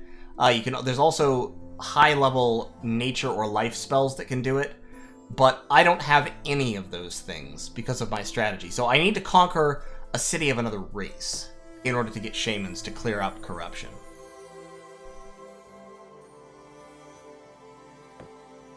I'm gonna go ahead and build a barracks here. It doesn't have any maintenance anyway, so I can get some swordsmen. Because I'm okay on gold. It's food that I'm actually struggling with a little bit.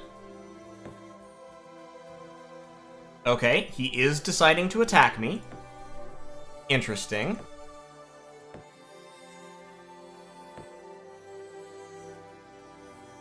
I'm gonna throw a fuck you firebolt. Didn't kill a unit, but it took a unit down by half. That's fine.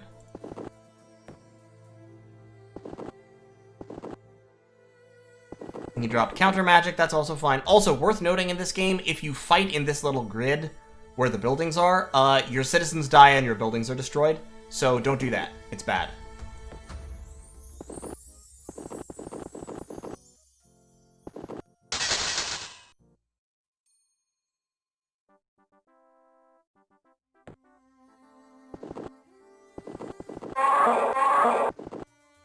Alright, the beetle is very injured.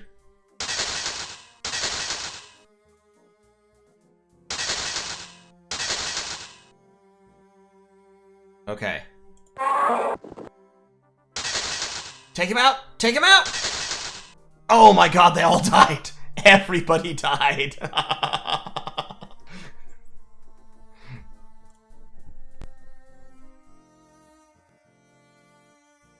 Needs disenchant area, and so sure, we'll trade. Trading makes them like me more, so that's fine. My people are now revolting because on account of all their guards died, so let's throw up a couple swordsmen to keep them safe and happy. More waves of Nagas are attempting to assault me. Tlalaloc is just sitting there with a huge pile of sprites. This is sort of hilarious. You're still building that same fucking road? Come on, people. Alright. We need to get beetle production shifted over here. Because this is actually a more productive, like, place in terms of, well, production. See, right now we're making 41. Well, actually, I mean, we're still making 51 up here.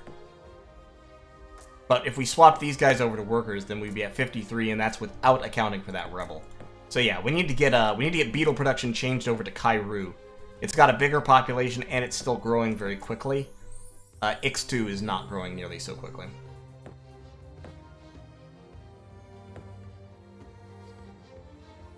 Oh my god, there are just... No, I'm leaving.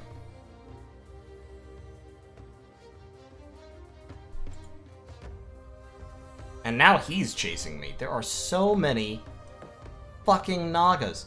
This guy is doing nothing. It's this city. This is his fortress. He was high elves, and he's done nothing but summon Nagas. Oh my god.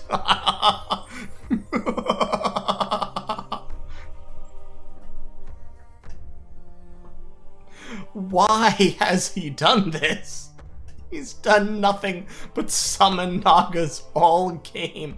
Nagas don't even count as patrolling. They're not even suppressing his, like, unrest. They're just sitting here.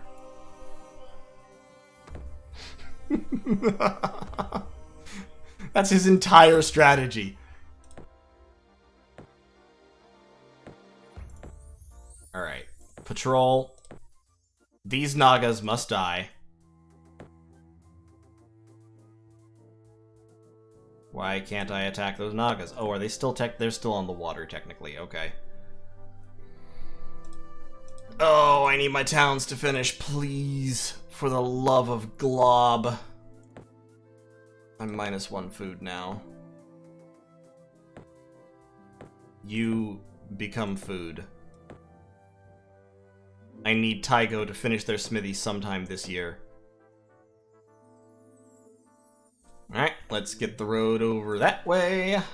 Yes, sir. No. And oh my god, he keeps corrupting my territory. Fighting Chaos Wizards is a pain in the ass.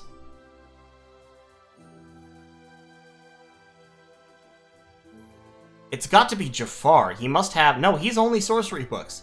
It's Tauron, right? Yeah, it's Tauron. He's the only one who has that spell. He's just throwing corruption at me because also he has a million mana points. Whereas Jafar has no mana points because he spent them all on Nagas.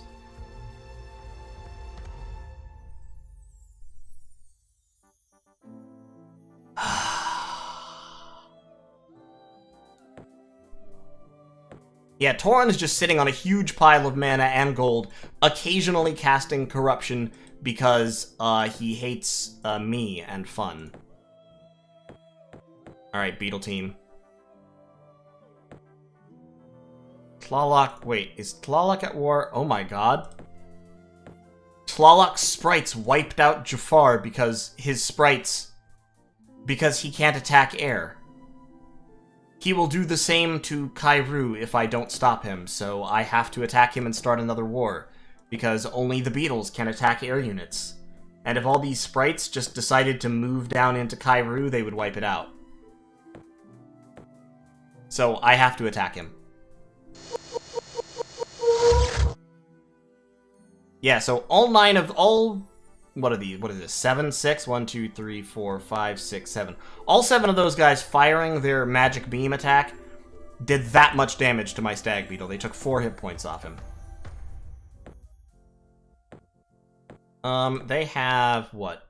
1 hit and 2 armor?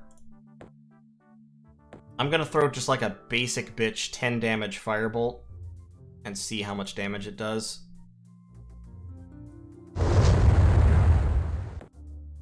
Okay, it only killed one of them. The armor was saving him.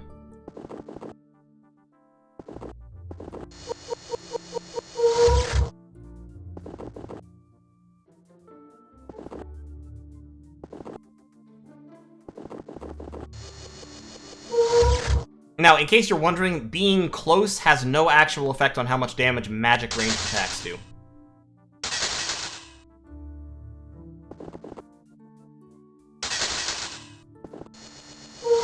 They did manage to kill a beetle, though.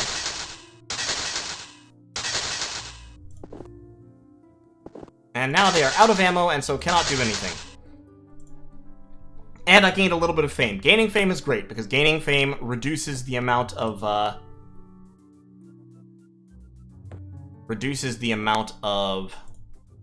upkeep I pay. So 3 fame means that I'm paying 3 less upkeep, which is grand. Don't they use resistance to defend against Firebolt? They might. I don't remember. I'll be honest, I don't remember. It's possible that's the way it works. I really need to get rid of this corruption, though, which means I really need to find somebody else to conquer. Like, somebody who can recruit shamans.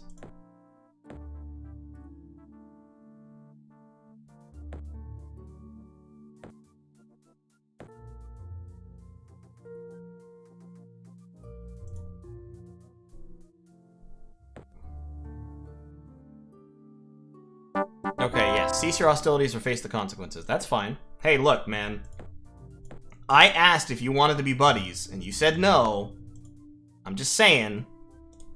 Maybe I'm not the only one who's done something wrong. Oh, fuck you. You can't take my node. Don't you dare take my node. I don't need to summon another magic spirit. I already have one.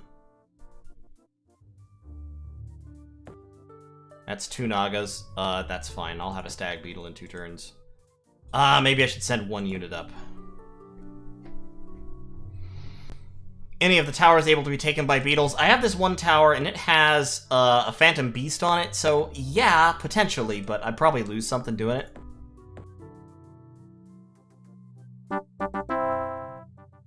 Okay, so I've got the armory there. Let's get the Fighters Guild. I'm gonna shift beetle production over to Kairu, as I think I've said. 1 beetle needs to head back home. This other beetle needs to head over that way to see what he's got defending his stolen node. He hasn't taken this node. He sent a magic spirit over to my continent to take my nature node. And he didn't even take this nature node that's 2 steps away from his capital city. Jafar, you're a dick.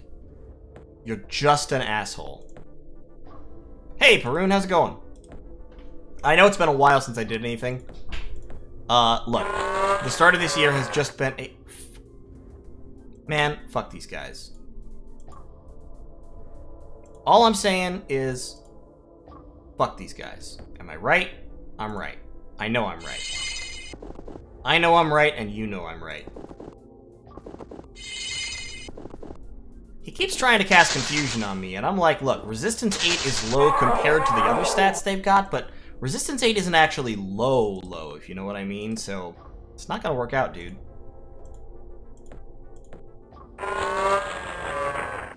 The corruption is becoming a very serious problem, though. That's 2 Nagas, that's fine. I can kill 2 Nagas. Like, my town is suffering on account of all this corruption.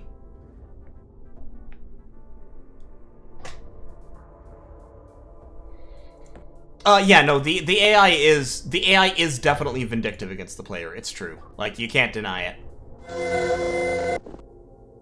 I'm just gonna auto this.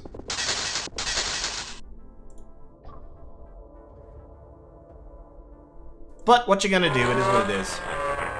Oh my god. What is happening?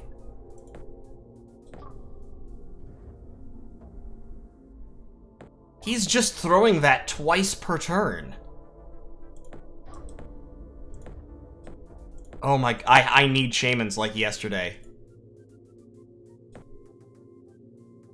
Alright, Nagas. Your doom approaches.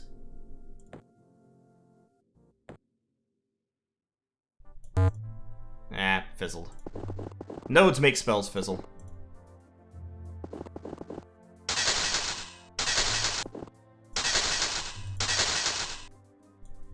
Alright, taking the node. Excellent.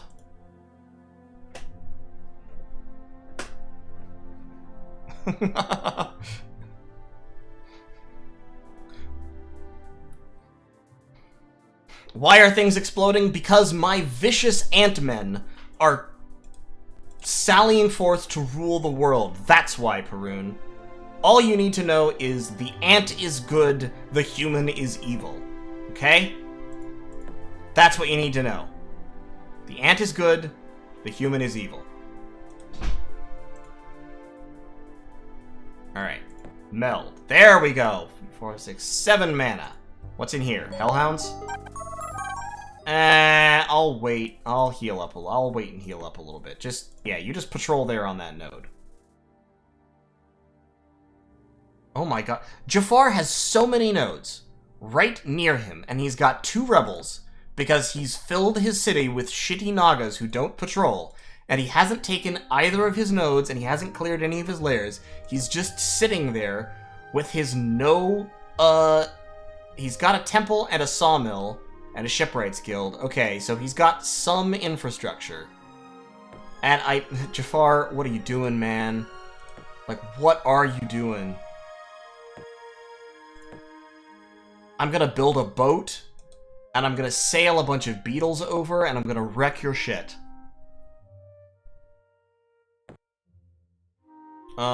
Yeah, make me 1 more beetle, and then like I said, we're gonna move beetle production south. Okay, Fighters Guild, Armorers Guild, and then we'll need the stables. He's got a lot of nodes. Like, that's some good fucking land over there, I'm just saying.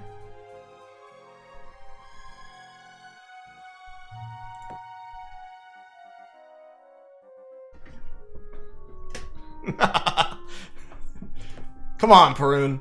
Get with the program, man. We're having a good old time tonight. Alright, we got counter magic. That's kind of cool.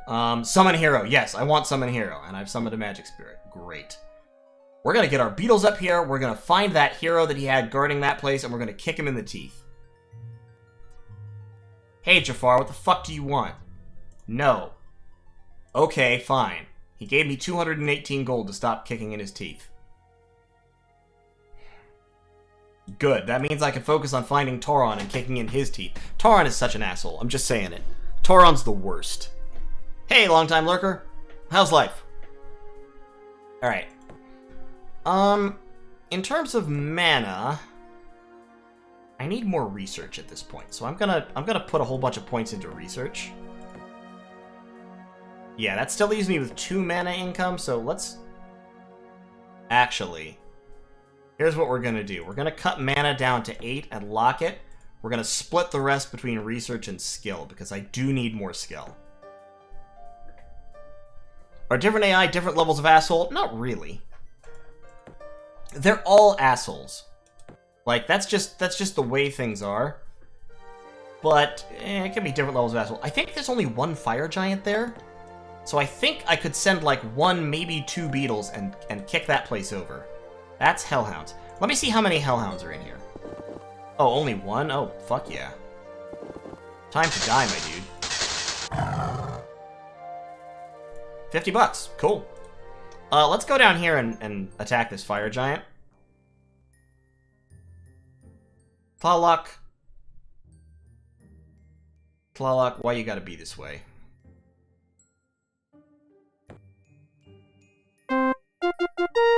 Hey, Zaldron leveled up! Nice! That gave my effective skill a big boost, plus it gave my research a significant boost as well. Very cool. Alright, go down there. I'm negative on food because... fuck. Marketplace. There we go, got a marketplace. Is it actually making me any money? It is actually making me money. That's nice. Let's get a farmer's market next.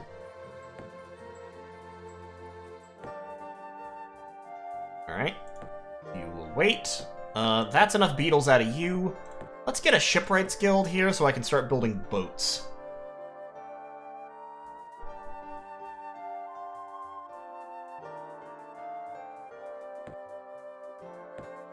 You take that back, Lurker. You take that back right now. Alright, what's he got? He's still only got Mach 2. I've got an elite fire beetle and 2 veteran fire beetles. We're going in. Oh, he cast Recall Hero. He's trying to get him out. Oh, fuck you, my guy. Fuck you, my guy. Fuck you, my guy. Yes! I steal your items. I take your items for my own. Hey, Zaldron, do you want an item? Have an item. There you go. Have an, you can't have Deathbringer? Oh, it's like a mace, I think? Yeah, it's a mace. Okay, well, have that item. Nice. Look at that, dude. That's a sweet item. Orion's Belt. Orion's Belt is good shit.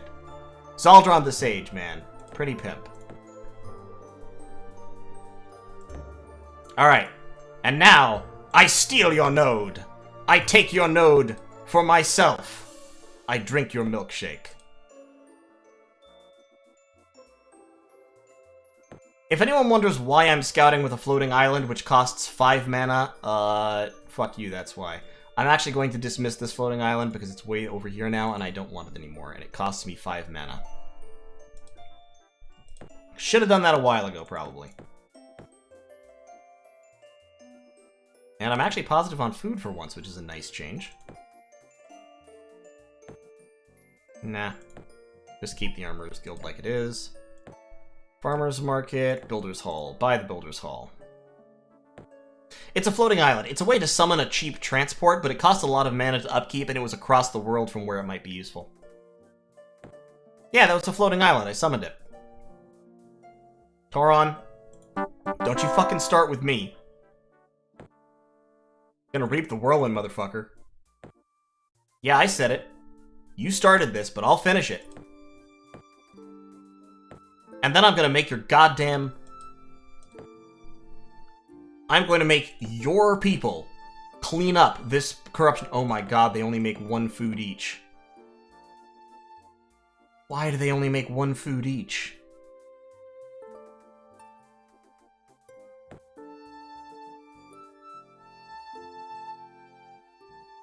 Oh, there's so much corruption. Oh my god, that's why I'm having such trouble.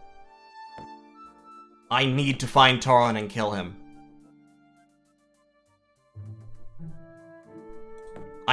Tauron must be destroyed. Oh, many fire giants. No, I don't wish to enter then. In fact, actually, I've decided that I don't want to enter against many fire giants. I would rather not. What's that, a stone giant? Well, how many stone giants is it? Is it many stone giants? That's just ghouls and zombies. I can absolutely take out ghouls and zombies. Like, I don't even care how many there are. Hey, Calandiel. Okay, so Perun. So in this game, every terrain has some bonus for you, pretty much. And corruption means the terrain doesn't give you any bonus. It's worse than not collecting resources from nodes. It's like, because like regular forests give you half a food and 3% production. Corruption means they just don't do that. This was a mountain that gives a production bonus, and it also had coal on it, which gives me a discount on all my units. And the corruption means it doesn't do that again anymore. So, yeah, 5 of the tiles in the radius of my capital city just don't produce stuff now, which is a problem. But it's fine. Alright, we got the Shipwrights Guild, so now we can make triremes, which do cost upkeep, but they can carry units, so we're going to start building triremes so that we can sail across the sea and find Tauron and kick him directly in the teeth. Just right between the lips. That's where the boot heel goes. Let's throw down a shrine here in Rakatul. Are there any borders between countries? Nah, you can pretty much just walk anywhere. There's unicorns there, but how many unicorns, though? He's still doing it. He is still doing it. How many unicorns are there? That's wacky. 1, 2, 3, 4, 5, 6 guardian spirits. That's just weird. Hey, unicorns?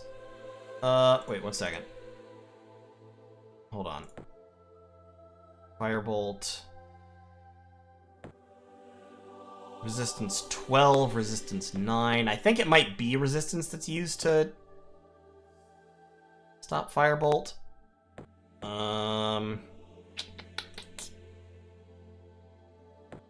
I'm just gonna drop a Phantom Warriors. They don't have illusion immunity, so they'll take some damage. And then my beetles should be able to finish him off, pretty much. There we go. Okay. This should be fine now.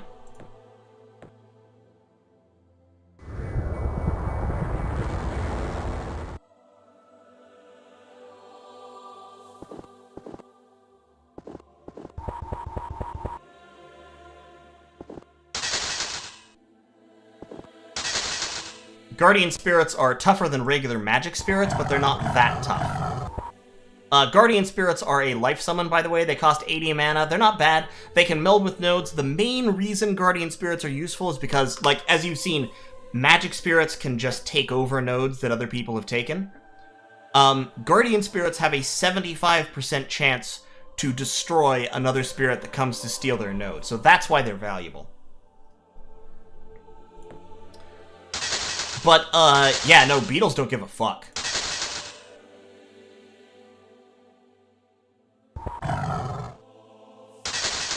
Stag beetles all the way. Stag beetles are legitimately one of the most powerful normal units in the game, like recruitable units. They're easily up there with war trolls. They actually do more damage than war trolls, but they don't regenerate. This is a pretty decent gauntlet. I don't think Zaldron can use it. Oh, he can. +1 to hit, +1 defense, +10 spell skill? Yeah, sure. Go on with your bad self, Zaldron the Sage. Zaldron the Sage is getting just hench. I need to, like, make him a wand or something. I don't have the spell that you use to do that, but if I did, I would.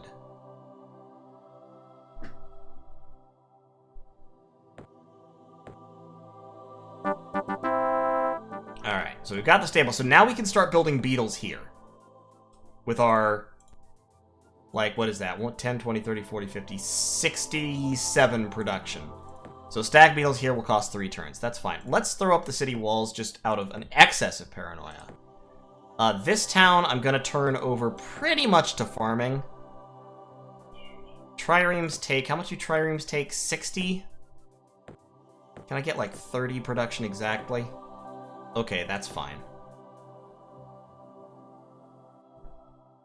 Yeah, no, Zaldron the Sage is pretty good at this point. Let's get the city walls, and then let's get a couple of spearmen. I'm gonna use spearmen to garrison these hamlets. And, oh god, I've got a rebel already. Alright, I need a shrine. Need to move my shrine up. Get some normal units garrisoning that place. I've got a trireme. And we'll go in and take out the undead there. Let's wait 1 turn.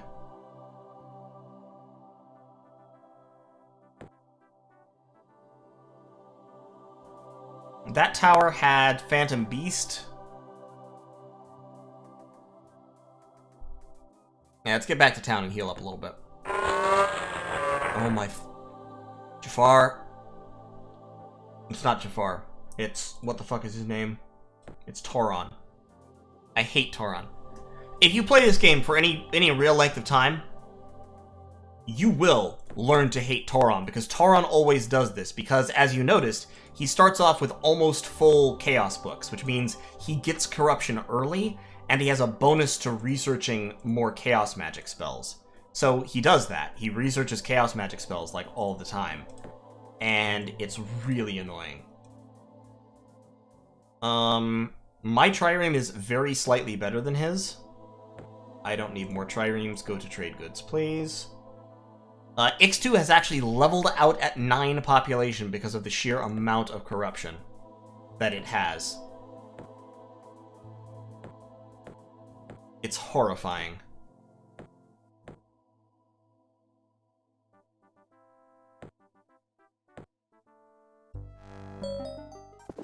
Alright, let's clear these guys out.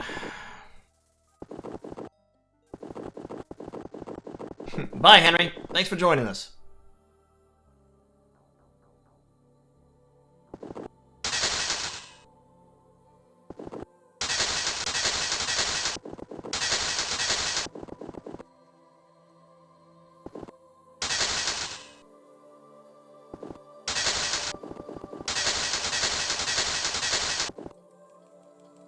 Alright, we've taken a little bit of beetle damage, not a ton. But let's throw down a Phantom Warrior just to help out a little bit. Yeah, I keep fucking forgetting that the undead are not impressed by my Phantom Warriors. Let's back up a little bit. Let's clear out the ghouls. There we go. Let's get a Firebolt. Give me like a 14-point Firebolt on those zombies.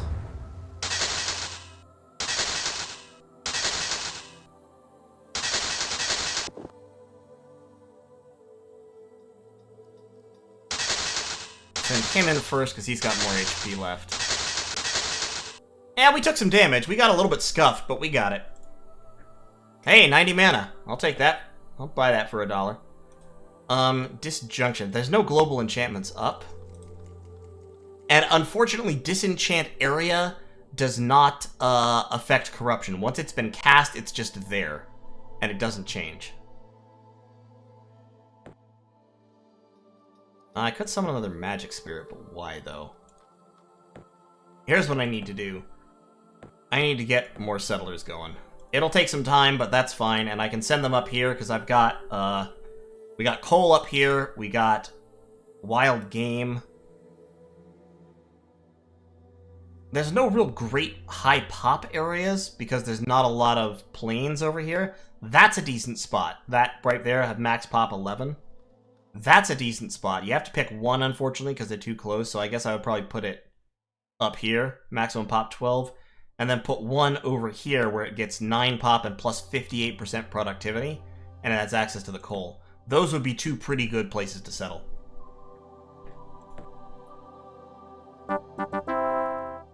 Alright, Kairu's got a wall, and they can now start producing stag beetles, 3 turns per beetle. These guys need to come home and heal. These guys need to fuck up Tauron's trireme. Oh my god, he disintegrated me. How dare he?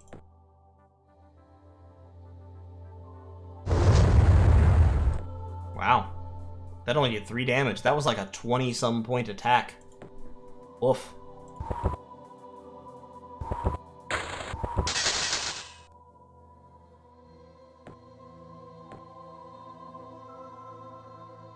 Let me put another smaller firebolt on him.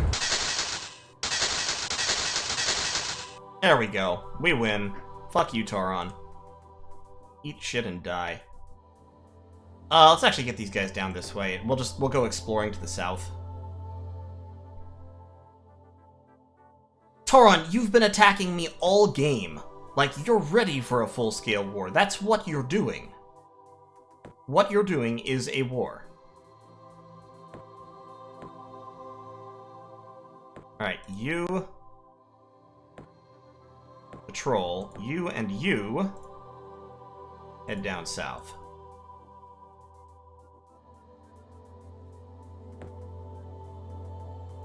Ah, yes, Tauron's Gift of Corruption.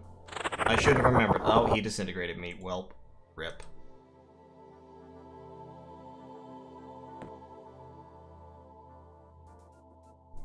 More beetles.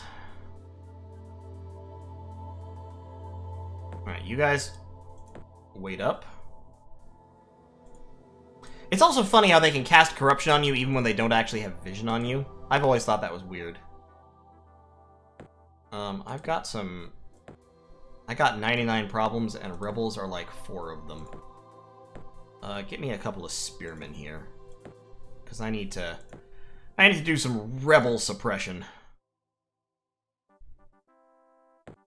Okay, this is not a very large island, I guess.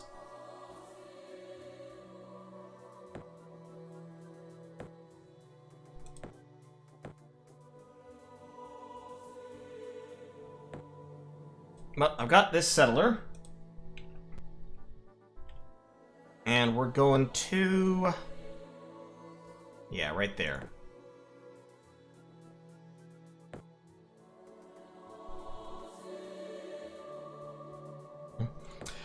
Yeah, Nicola, that's what I need to do. It's just that I don't have any other races on my territory here, so it's gonna take a little while. Oh, hey, Tauron. How's it going? Having fun? Good, good, good. Rot in hell, you intolerable bastard. A plague has broken out. A plague has broken out in X2. Man, alright.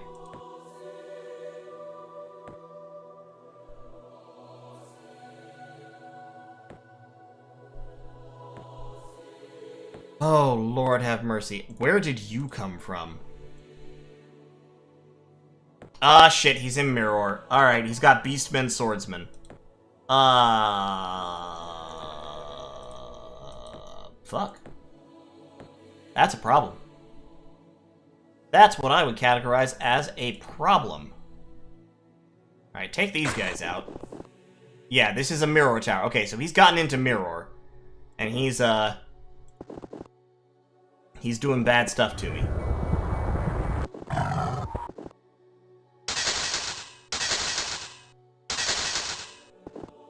I can absolutely beat him when I'm fighting him. It's just that, he's got the strategic advantage right now.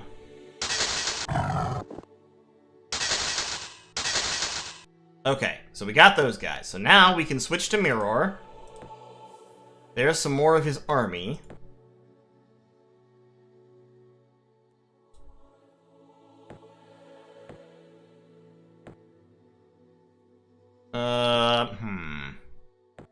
Well, let's summon some more Hellhounds, shall we? These guys, they're gonna be able to hit either Kairu or Taigo. If they hit Taigo, they're gonna take it. If they hit Kairu, I've got 3 veteran spearmen with magic weapons. I might be able to hold, because you can see Beastmen actually have pretty low shields. With magic support, I might be able... I can probably hold Kairu, because I have walls. But if he goes for Taigo, he's gonna take it. Like, I can't stop him. Alright, so I need to get into Mirror, and I need to kick him out. On the plus side, that might let me get to him without having to cross the ocean, so that's a positive. More stag beetles coming. I've got these 2 up here, so we're gonna send those south. So now we can definitely hold Kairu. You just hold on for a second.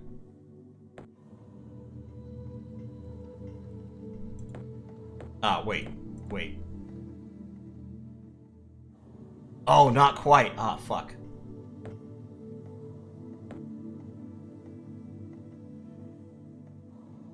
Okay, got some hellhounds. We're just gonna keep summoning hellhounds for a little bit, because we need them. God knows we need them. Alright. The bugs are gonna take another turn to get there.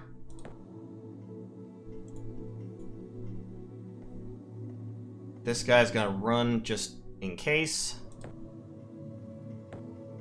We're patrolling here, turn him into a worker so we can get that shrine more quickly. You patrol. Alright. Kill these guys. Oh my god, he disintegrated me. Ah! Don't disintegrate me, bro.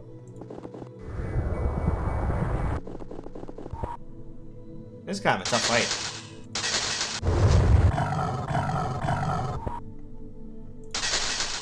But Beetle don't care. Beetle does not care. Unfortunately, this fire elemental does have fire immunity, so my fire breath doesn't work on him. But fortunately, I have, like, way better stats. Just in general.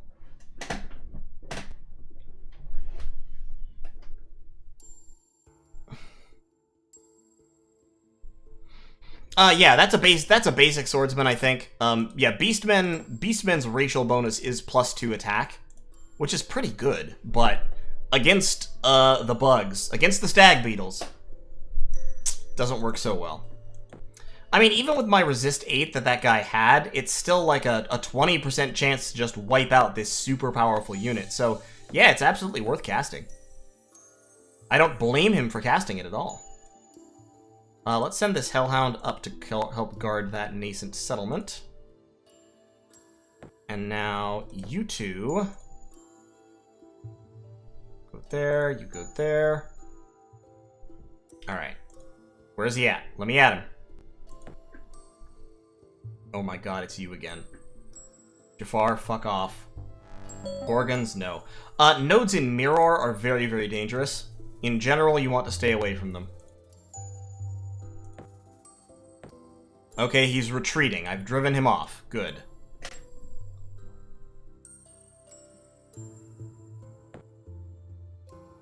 No, Minotaurs are a vanilla unit.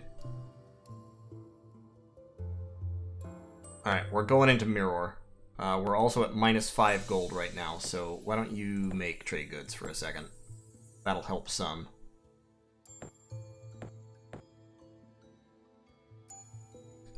Kills one population each turn. Yeah, plagues suck. Ix2 is really suffering from the plague.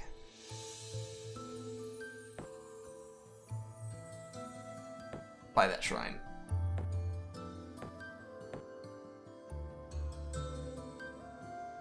Hail, glorious Ant King. Offer of peace. Yeah, fine, sure. I'm happy to. By all means. Farmer's market, get that extra food in.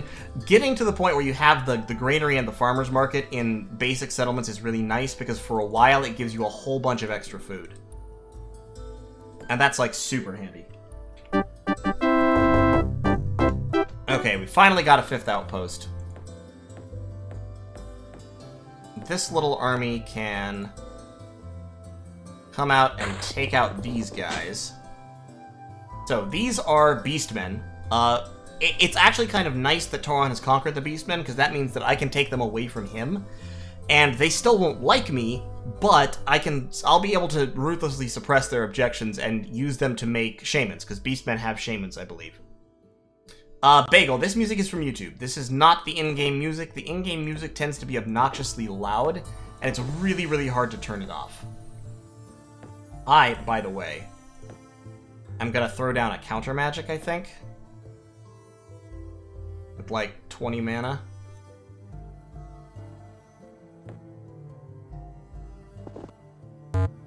There, so I can cause his spells to fizzle like that. Because if I can make this into an army versus army fight, I win. My army's way better than his. The best units he's got that I've seen are Hellhounds. And, like, Hellhounds are fine, don't get me wrong, but they ain't no Stag Beetle.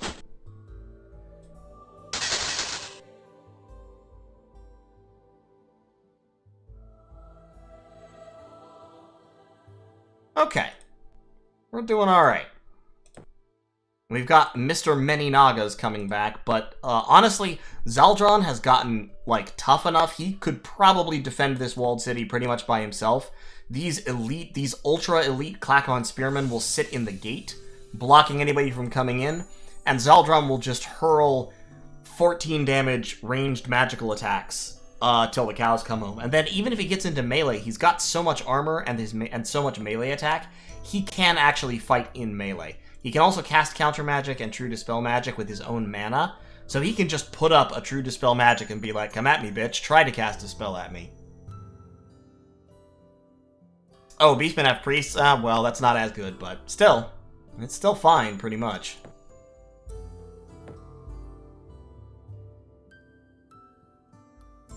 If you wish to avoid a pointless war, no, fuck you. I'm coming to kill you, my guy.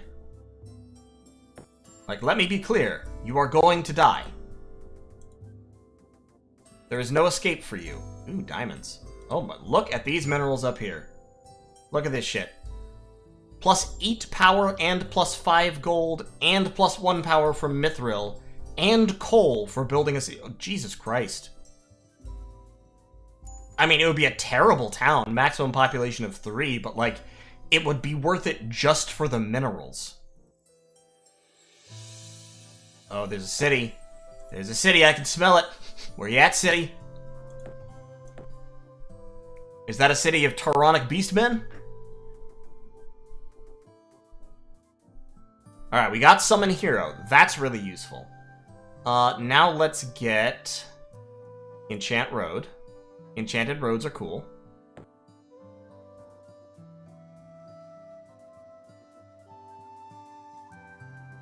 Where's the city, Lebowski? It's the city.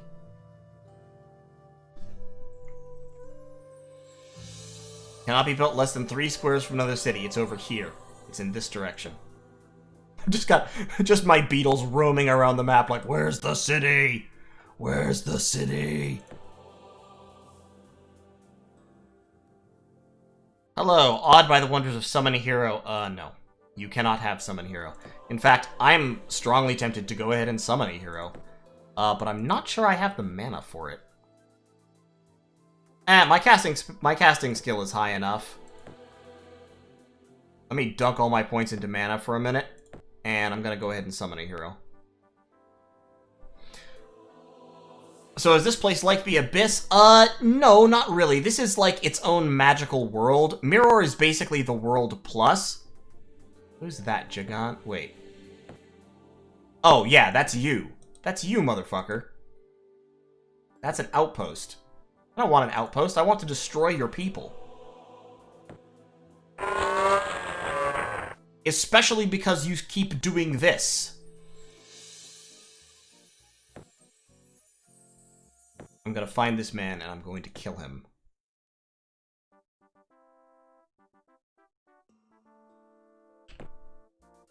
Is it the Nether? Yeah, kind of. Like, I'm sure, it's the Nether.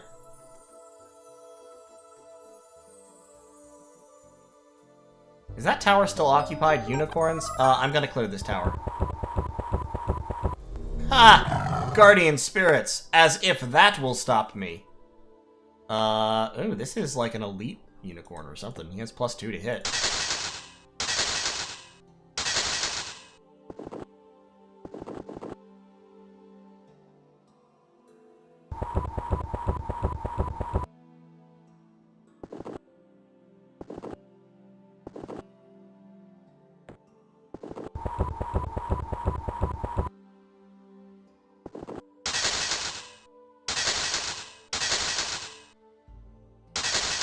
That's right.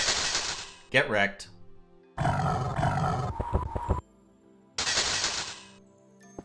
You heard me.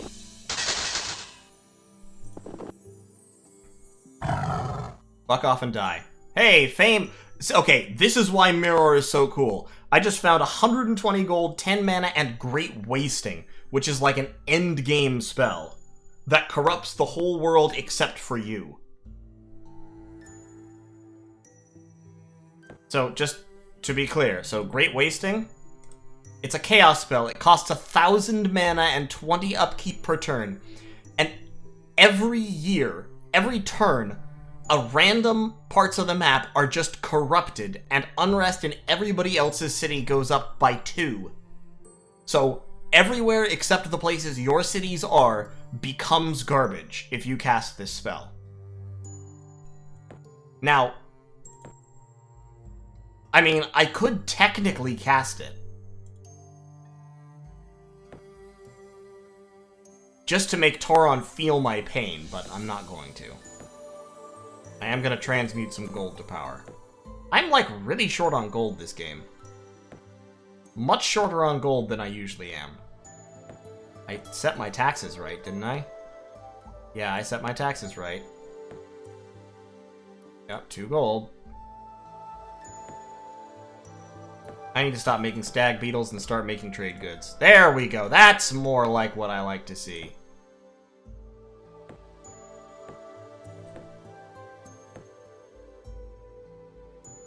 Alright. What's that? Death Knights? Oh, God, no. No, no, no, no, no, no, no, no, no. Death Knights suck. Are you a town yet? You're still an outpost. I want to wait until this is a town before I conquer it, because I don't want to destroy it, I want to take it over.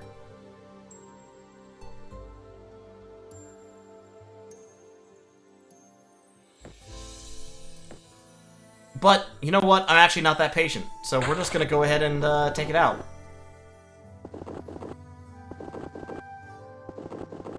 Yeah. Sup, bitches? Oh, what are you trying to kill my beetle? You're trying to kill my beetle? You don't get to kill my beetle.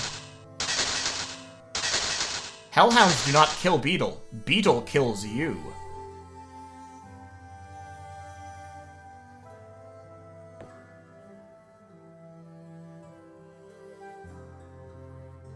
Oh, yeah, you're gonna make an example. What are you gonna do, Tauron, to make an example of me, huh? Are you gonna cast corruption on my cities, maybe? Fuck you. Great Drake? Oh, God. A Great Drake is an endgame creature. It cost about $1 million to summon. Yeah, Ix2 is still plagued, and is still, is down to 3 population. Can engineers clear corruption? No, no, no, no. You have to have a priest or a shaman to clear corruption. Kairu has a rebel. Man, why you gotta be rebelling like this? Why you gotta do this to me, huh? That means I need more troops to garrison, but it would cost me more food. It would cost me as much food as I would gain, so I'm not. God. Honestly, the problem here is that Kairu is too nice a place to live. Do I still need these guards here? 1, 2, 3, 4, 5, 6. 5. I don't think I do, actually. Like, can I just take these? No, I need them to patrol. I need garrisons.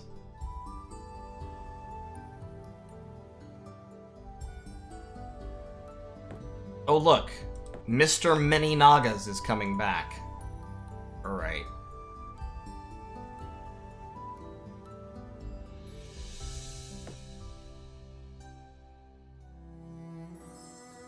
Okay, well that puts me on the other side of the river, which is very much worthwhile. I hate you, Tauron. Okay, I've summoned a hero. It is Valana the Bard. Valana's not great, but she's not bad. She's got leadership, so she increases melee strength of her stack, which is okay. And then she's got Caster, and she can cast Confusion and Vertigo, so alright. That's fine, I guess.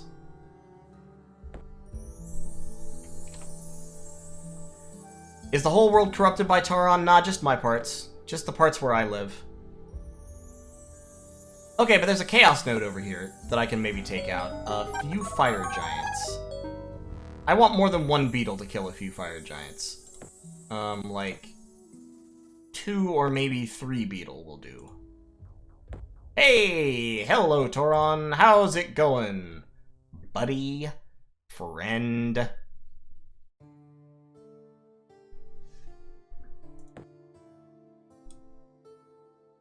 Let me summon a magic spirit real quick.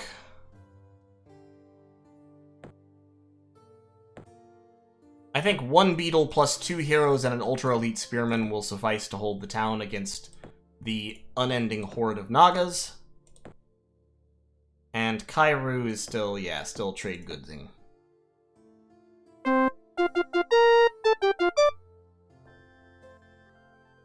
Hey, got a magic spirit, got a beetle, got Jafar out here doing his thing. We got 3 spearmen in Kairu.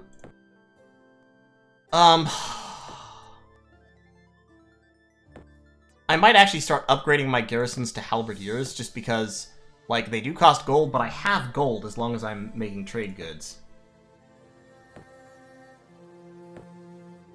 Yeah, let me have a halberdier. That will... 1 more garrison unit will stop the unrest. Oh my god, I'm at minus 8 gold now. Because Ixtu is still plagued after all this time. It's a 5% chance per turn that the plague will cease. But, yeah, that's not happening. I'll tell you one thing that we can do here. We can actually destroy some of these buildings. Like, I'm not making beetles here anymore. I don't need the Armorer's Guild. That reduces my upkeep. I also don't need the stable. Oh, I can only sell back 1 building each turn. Okay, so next turn I'll sell back the stables, because I don't need that.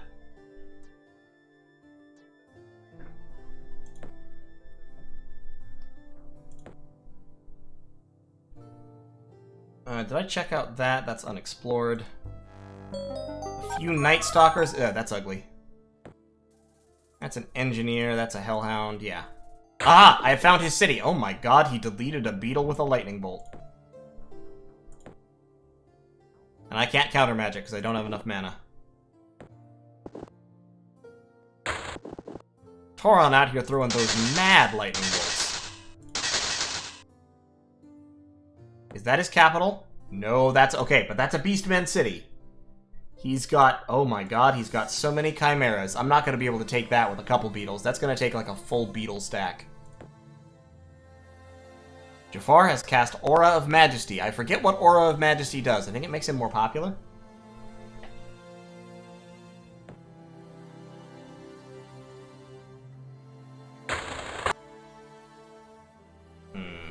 Okay. Well. Jafar's really killing my beetles, and it's starting to get on my nerves, I tell you. Why is the city on fire? The city is on fire because he cast the fire spell. Do I need the Fighters Guild? Do I need halberdiers out of here? I don't think I really do. Maintenance is 3, stables maintenance is 2. Yeah, let's destroy the Fighters Guild as well. Cut down on my maintenance because, well, Ixtu is now down to a population of 2.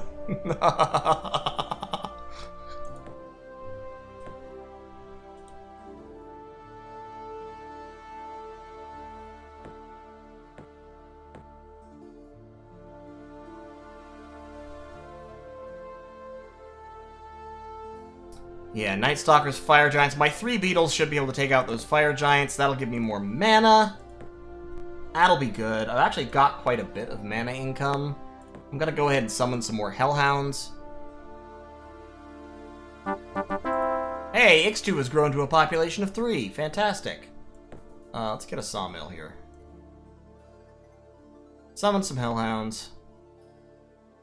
I don't know where these 2 Nagas think they're going, but they better not be trying to go, like, down here to attack me, because, I'll pitch a fit.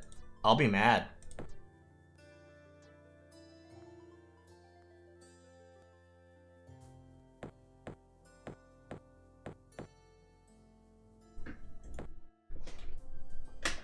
Alright, so we've got a halberdier in here helping patrol. That's fine. Let's go back to trade goods for a bit. Get some more. Actually, no. Let's go to stag beetles. Because I'm already plus 14 gold. Well, okay, so the nature magic, there is a nature magic spell that can get rid of that shit. It's high level, it's an enchantment, you have to cast it on the city, and then it has like a 20% chance per turn to get rid of, corruption in any given corrupted square, so that's good, that's fine. But it's like, ugh. Still kind of a gross situation. Let me just max out my mana income real quick. Because I got some cool spells. Need to build up mana to cast them.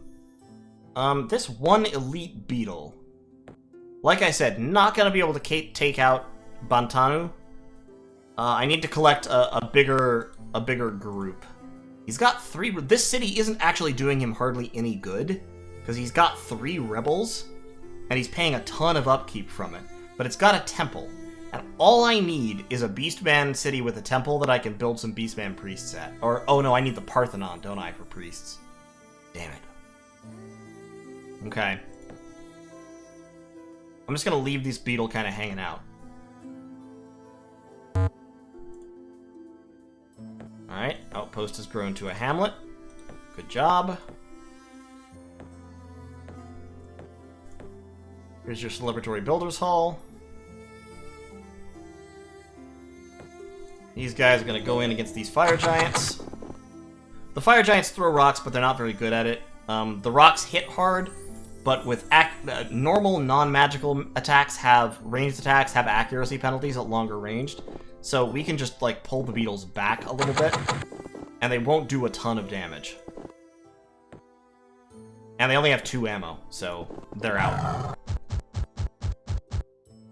And then once they're out, the fire giants are like, they've got stats. They've got 15 health, 10 attack, 5 armor. So they've got stats, but they don't have stats like stag beetles have stats. So now that they're out of missile attacks, we can just kind of walk forward.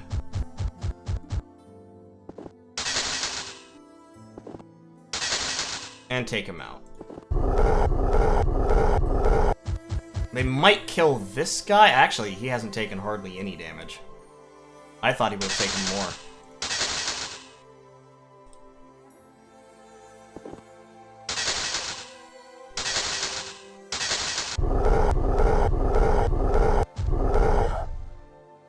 Alright, let's get that guy back.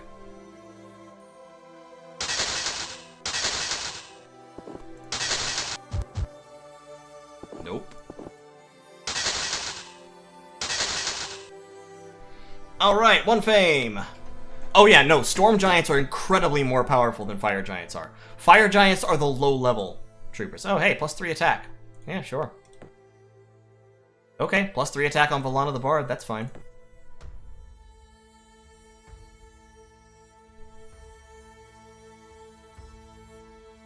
Yeah, fire giants are like strong-ish. Storm giants are endgame units. Storm giants are super, super powerful. They cost a lot more to summon, too. Like, a lot more to summon. How am I doing on mana? I got a reasonable amount of mana. Hellhounds are not going to help much against that giant town. I'm just going to go ahead and summon another hero, I guess.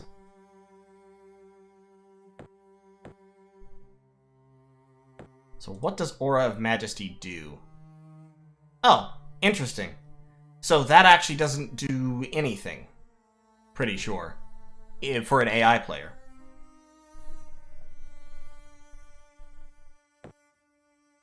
Is that armor in the armory useless? +1 defense, movement, and resistance. No, it's not useless. Yeah, I could put that on Valana.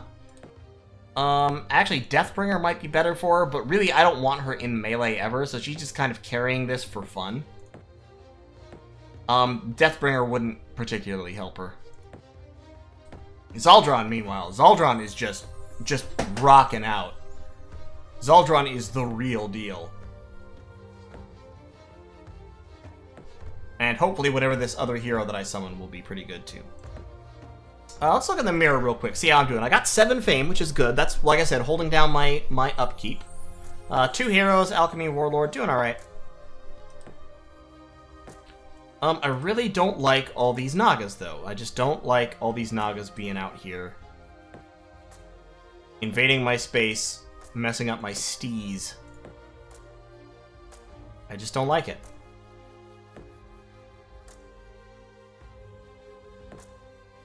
Still got a ton of units there. Oh my god, he corrupted the city itself. Hey, the plague ended! The corruption cured the plague!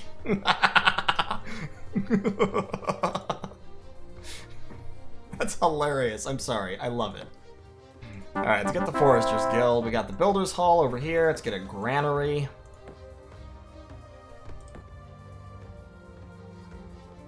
Go down that way. Move the beetle. The beetles can just wait for a second. I'm +4 food, which is nice.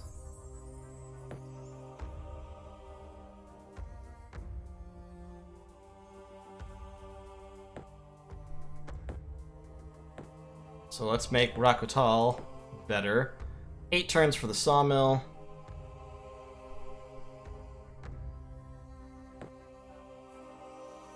So, yeah, these Nagas. Let's talk about these Nagas, shall we? 1 turn.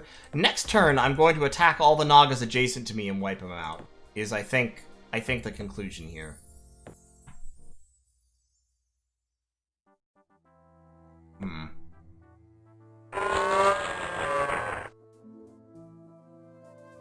I really hate this guy. I just loathe him.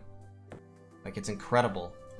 The degree to which I hate this man. Alright, I need to increase my casting skill again a bit, so let's just kind of split this up roughly, put some more points into skill. These 3 guys need to keep healing, unfortunately. So I'm just going to scout with them a little bit. Alright. Now, let's take Halberdiers. Those are Spearmen, Swordsmen. Actually, to be honest, 1 beetle should be able to take out 2 Nagas. It's only got 8 resistance, though, so I'll bring 2 units.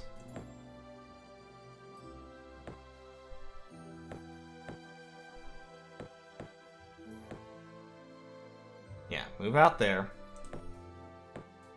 Make some more food.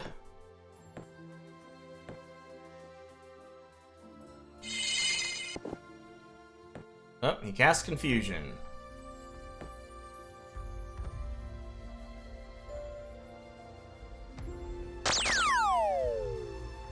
Wow, he cast Confusion pretty hardcore. That resisted a true Dispel magic.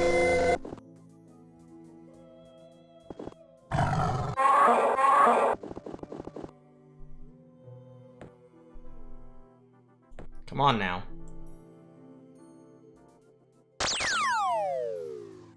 There we go.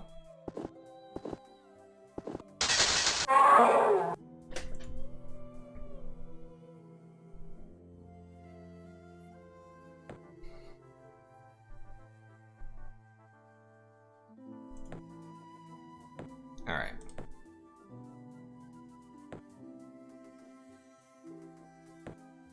One Naga, 2 Naga, red Naga, blue Naga. I'm just gonna wait. If they want to attack my city, they can. It's not gonna go well for them.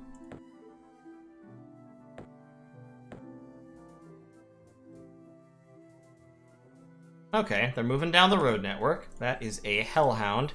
He's probably going to try to disintegrate this guy if I go into combat, but I do have 9 resistance on this Stag Beetle.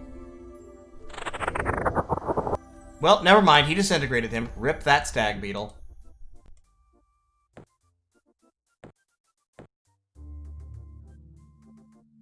And let's send Zaldron in. Get a little bit of experience.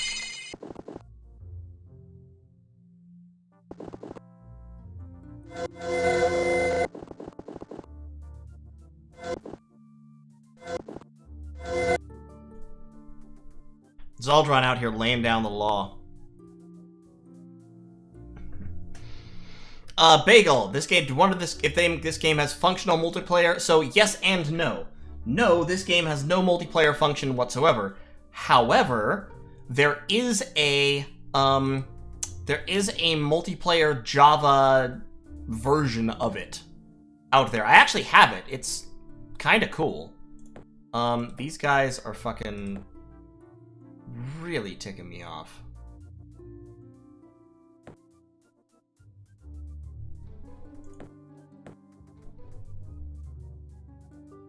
That's interesting.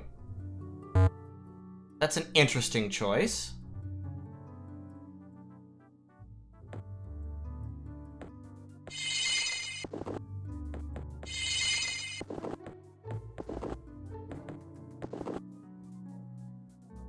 Like, I don't think this is gonna work out for him.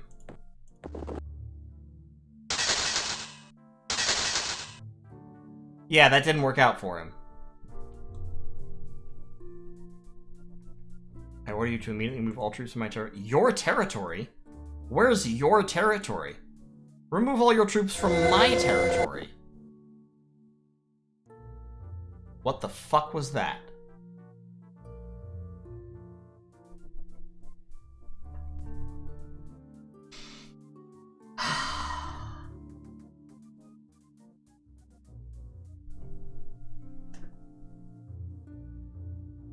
Okay. I'm okay now.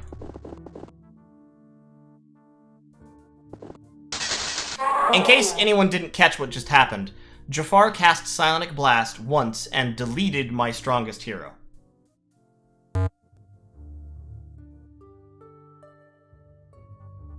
That's what happened there, alright.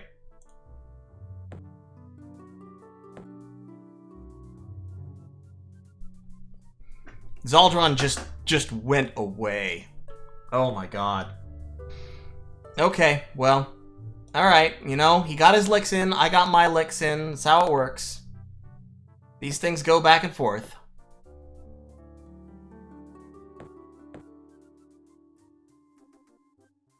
Alright, now let's just go make sure that he hasn't, like, say, founded a city somewhere on my continent.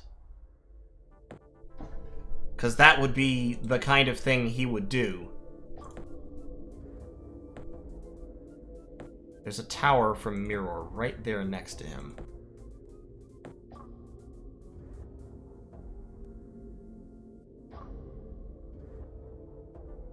Ah, well, he's not declaring war yet, which is actually kind of weird. Alright, few Night Stalkers. Oh, and a demon. A few Night Stalkers and a demon. You didn't mention the demon. No. I'm leaving.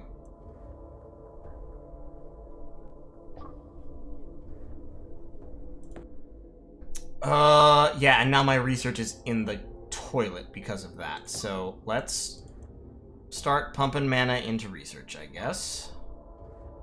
Great. I love it.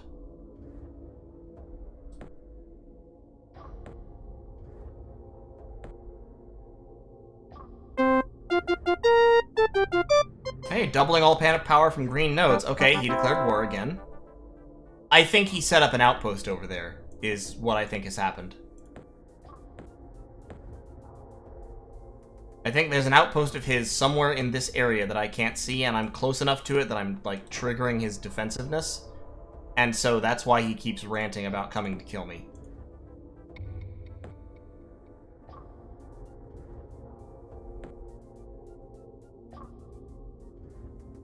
Pretty sure that's what's going on. Yeah, X2 just needs to grow again, which is being slow about because on account of everything being gone. So yeah, I'm getting a little bit more mana because I have a green node or two, as I recall. I need to take that green node. It's got a stone giant. A few beetles could take that. So yeah, I'll send a couple stag beetles up that way to get that one.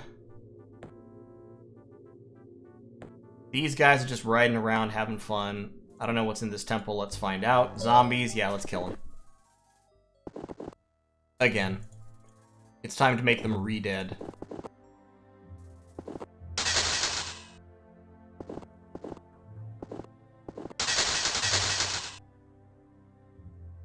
Hey, Psionic Blast spell. Okay. That's fine.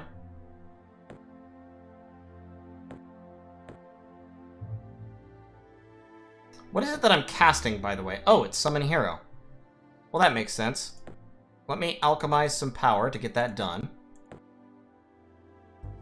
Send these three in to take out these fire giants. Yep, they're gonna throw rocks at me. That's fine. Go ahead, throw rocks at me. Okay, that should be all the rocks.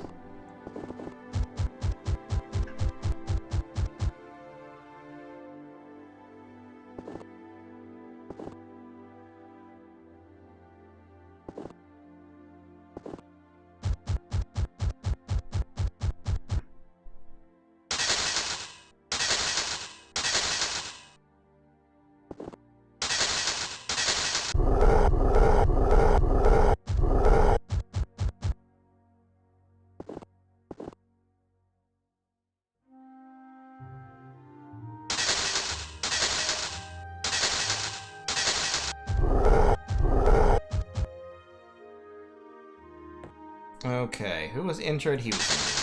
Take him out.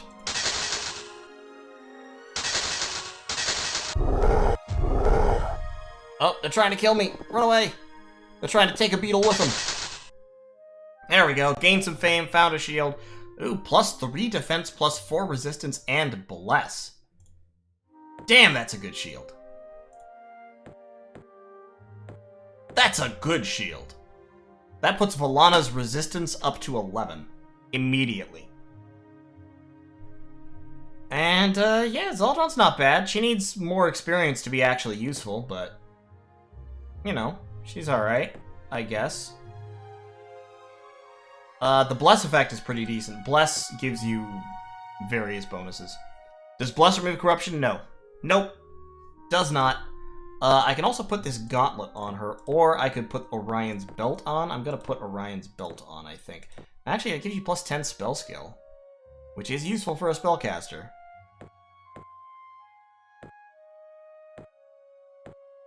Because she has caster 10 MP.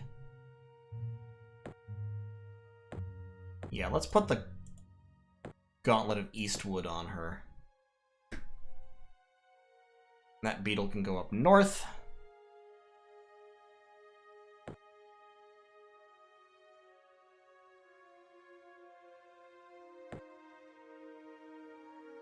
Alright, Kairu doing well. 15 people, all happy and productive. They're sending one Naga to attack it, which I don't think is going to go well, I'll be honest.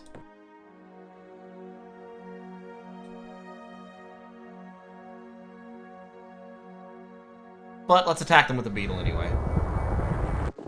Oh, it's got Phantom Warriors coming out.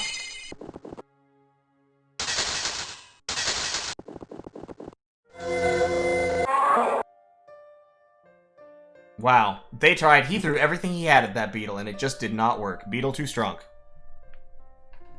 No, okay, so... oh my god.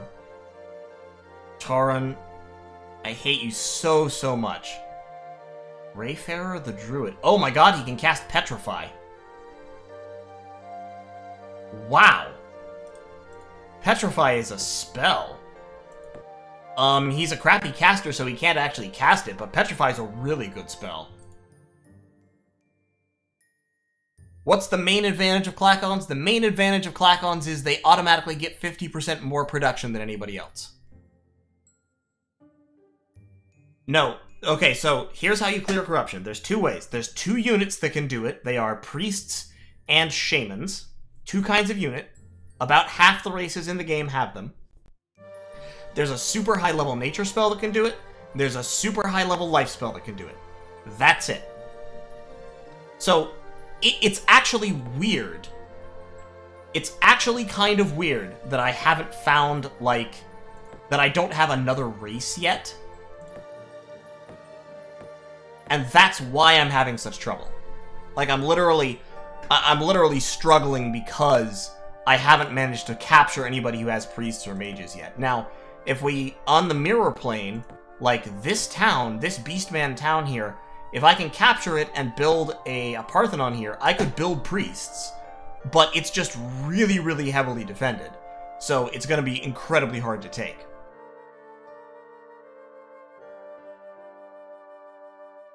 No, SDK, that druid does not have the spell. He can... heroes don't have access to the whole spellbook. Only you have access to the whole spellbook.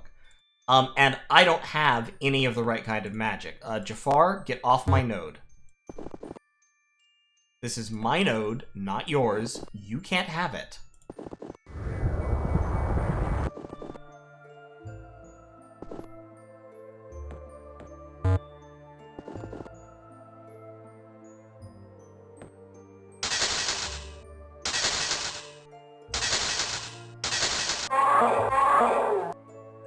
Thank you. Wait, he does? He has Purify? Hold the phone. Hold everything. Oh my god, he does have Purify. Oh, thank god. Please Purify. What's corruption? Corruption is all this black crap that's everywhere. It's bad. It makes your it makes the town not work so good.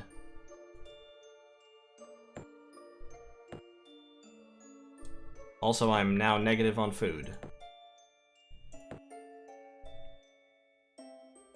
Alright, Lurker. I am actually probably gonna call this...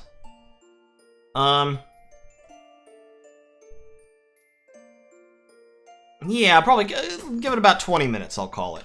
But we've been going for about 3 hours. We've actually made quite a bit of progress. We're in a decent position. It's not, like, fantastic. It's not great, but could be worse.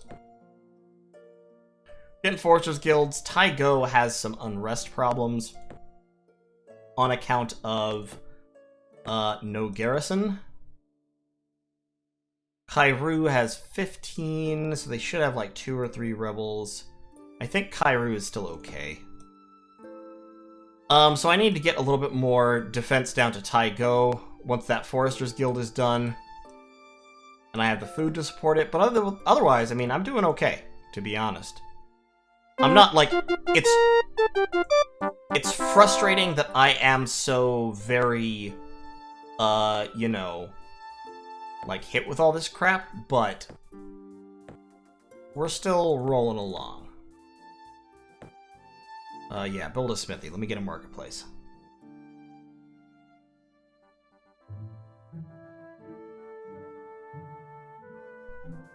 Hey, look, I don't wear glasses for fun.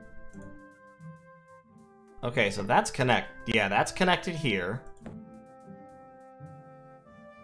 I could really use a, That's silver? No, mithril. Yeah, I could probably use some more towns. Once this is finished with the Foresters Guild, let me actually buy that with the Foresters Guild. And then I'm going to build a settler there and start settling southwards. What I research? Enchant Road. Enchant Road's a decent spell. Wind Mastery. That could be an interesting one. As would Immolation. Immolation is a good buff. Or Spell Blast. Let's go for Wind Mastery. That's a global. It can make my ships fast and everybody else's ships slow, which is kind of hilarious. Oh, Rakatool doesn't have a smithy and a marketplace and a farmer's market. Let's fix that before we build another town. Alright. These two are gonna go off looking for trouble. Zombies, yeah, sure.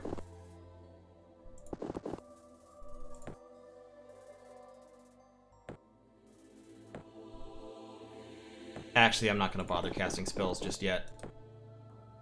Maybe I'll cast Warp Creature on those, yeah, let me cast Warp Creature on the zombies.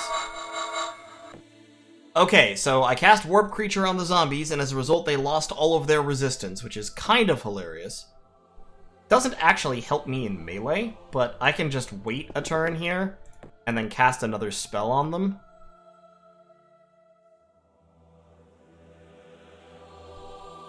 Like... no, they're immune to illusions. I can cast... well, Firebolt.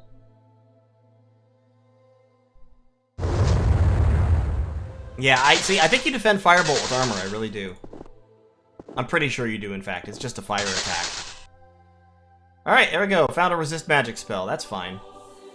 Adds 3 to all resistance rolls. You just patrol there. Alright, now I've got 3 beetles, and I'm going to send them up north to clear that node so I can get more mana. So I can have more good stuff happening, because I want good stuff to happen.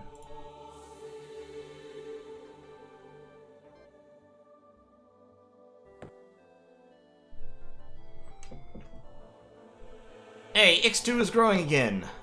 Hallelujah, praise Jeebus. It's growing very slowly because it's surrounded by garbage, but, you know, it's growing.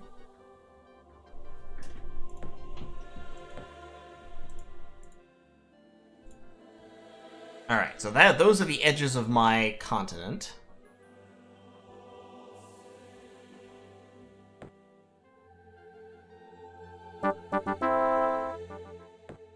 Got a smithy, let me get a marketplace, get some money. Let's clear out that mountain for the production bonus. And those guys can go into Mirror.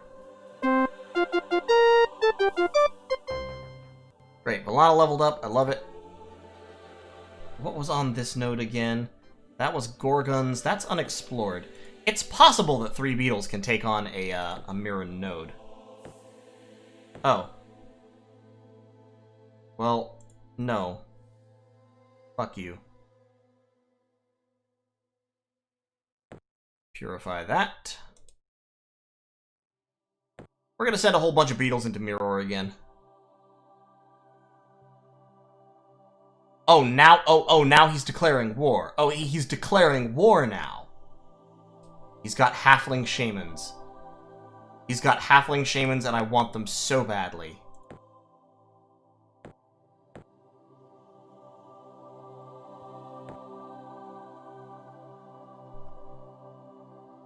That's Death Knights, that's a Great Drake. Yeah, those are both very bad. Hydras. Beetles can probably take Hydra, actually. Hydra are really interesting because Hydras are actually 9 units in one space. They have 9 heads, and every head counts as a model. And they have regeneration like trolls, but their stats per head are not super impressive. So, like, the thing about Hydras is that they have 90 health. That's what makes Hydras scary. But Stag Beetles do so much damage, I can, in fact, take them out. And nodes on Mirror give tons of magic.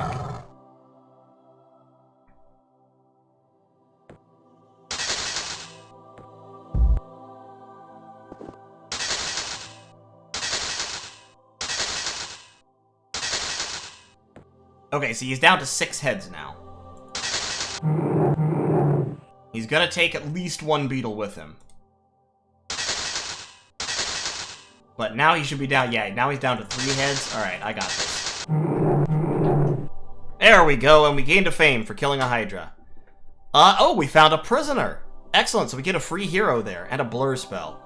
Tumu the Assassin. Oh, this is good. He's a Blade Master, so his chance to hit goes up regularly. And he has has high constitution, so he gets extra HP. Plus, he has Poison 5. So yeah, I'll take him. And we got Blur, which makes our units more difficult to hit. That was excellent. That was really, really good. Let's summon a Magic Spirit. Get it into Mirror. Cover that node. This war between us is senseless. No. No. Fuck you.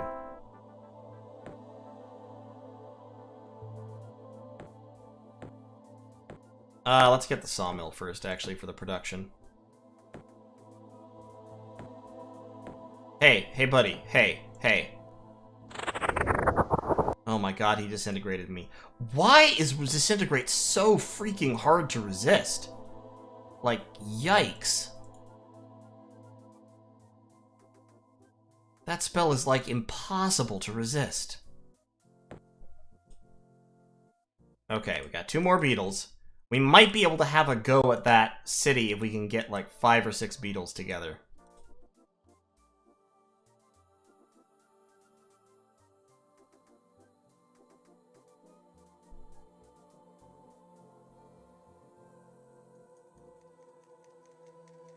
I'm short on food. What do you mean I'm short on food? Buy the Forester's Guild. Oh, Jafar's cast Wind Mastery. Okay. Igo's got the Forester's Guild. Great. Let's get a couple of spearmen to guard the place. Keep the riffraff down. And I'm also going to need one up here for like purpose.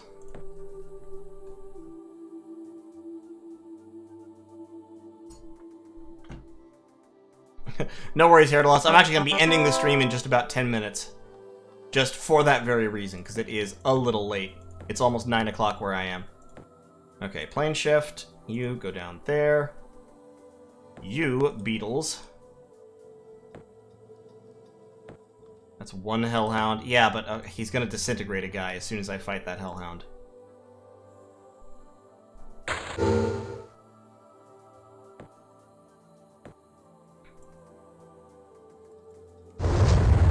Yeah, fuck you guys. He's really trying. He's throwing a lot of mana into trying to kill this beetle. He might manage it if he has another spell in him. He didn't have another spell in him.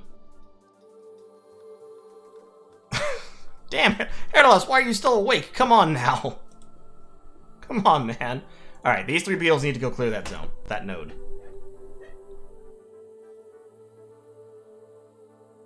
Okay, and they have all declared war again. Great. I love it. How many Nagas is that? Oh, it's only 1 Naga. Okay, that's fine then. Let's keep purifying. I appreciate it, Perun.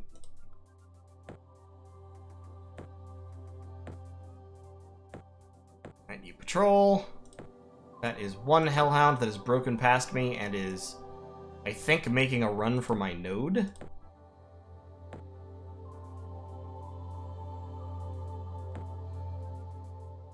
Send that guy back to attack it. Okay, disintegrated. How much fucking how much mana does he have? He has 94 mana.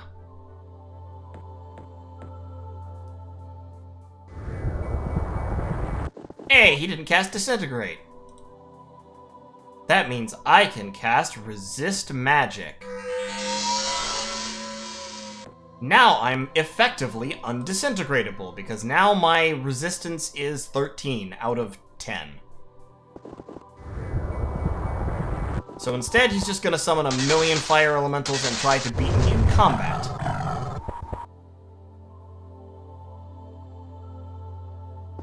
Night, Herdalos. Thanks for joining us, dude.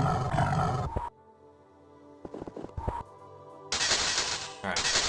Fuck your fire elementals. Yeah, that's right. Yeah, that's right! Spend all 94 of your mana trying to beat my beetle. My beetles are the best in the world! Klackon beetles know no equals. Alright, let's gather up on that little hill there. Meld. Okay, hold on. Let me just show you. Okay, that's why mirror nodes are better. Like, I'm getting like 5 or 6 on the other plane. Here I'm getting 1, 2, 3, 4, 5, 6, 7, 8, 9, 10, 11 from a single node. So that's like 20% of my total mana income. Pretty good stuff. Also, I do need more casting skill. I'm researching Wind Mastery. What's my research at right now? 9 turns out. You know what? I'm just gonna swap everything over to skill for a little bit. Pump up my casting skill, because I need to be able to fight this guy on his level.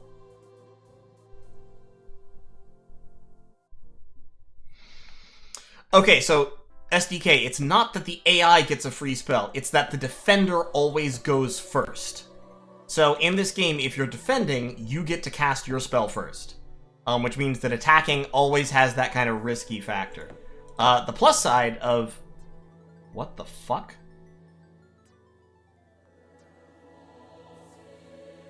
I mean, I can see that he converted some gold, but how the hell did he get 350... It's the AI cheats. I talk about the AI cheats in this game, that's what I mean. It's impossible to run them out of mana long term. But that's okay, we're doing alright. Okay, we're gonna get 2 spearmen in here. We're gonna leave that guy guard dogging. I'm gonna set you to making some food. Yeah, so, as I was saying, the defender always shoots first. Okay, they have a stone giant. You may notice stone giants are way the hell more dangerous than fire giants.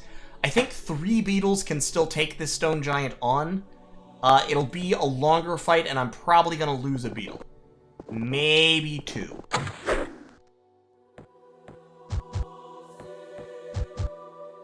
I'm gonna try to cast... What's its resistance again? Ugh, its resistance is 9.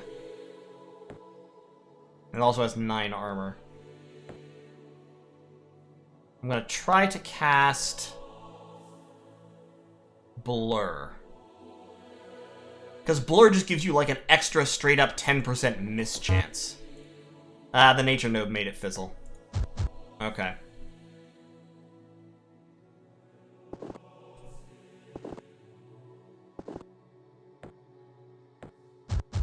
Alright.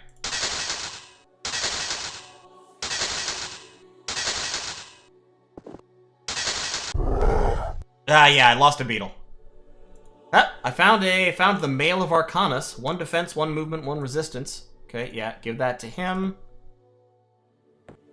Yeah, so it's the same as this chainmail that I already had. I'm actually going to break that chainmail for mana, because I don't need it. And then I've got Deathbringer. Deathbringer is kind of a good bully tool. It's not good in, like, fair fights. I might give it to Tumu, though. I might as well, I guess. Or I could break it for 250 mana. Yeah, I'll give it to Tumu for now. And I found Vertigo, which is not a bad spell. Not a bad spell at all. Let's make some trade goods for a little bit. Actually, no, I'm fine on food. Let's keep making stag beetles. 2 turns to Farmer's Market. 1 turn to Spearman. Do I need another Spearman here? I don't think I do. I think instead you should start making settlers and or engineers and or a library. Make a library first.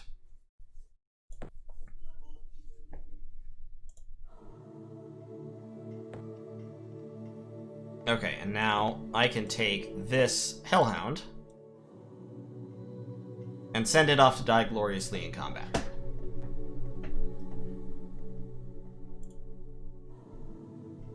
Yeah, sure, peace, by all means. Let's have peace.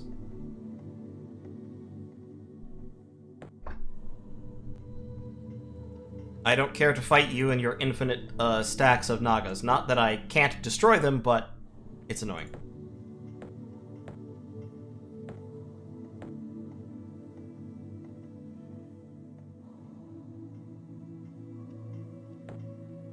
You patrol there. He's trying to extend his road in this direction, which I don't like. But also, any unit that I send in to attack him will probably be incinerated. So I'm gonna start casting resist magic on the strat map. So you can do this with most unit enchantments. Instead of having to cast them in combat, you can cast them out of combat. They cost more money and they have upkeep, but they're permanent buffs. So I'm just gonna start dropping resist magic on my stag beetles. So now this guy has effectively resistance 14, which should mean he can't be disintegrated. It doesn't mean he can't be hit with a lightning bolt, though, so yeah, Tauron just hit me with a lightning bolt and then ran away because he's a bitch. Basically, that's what happened.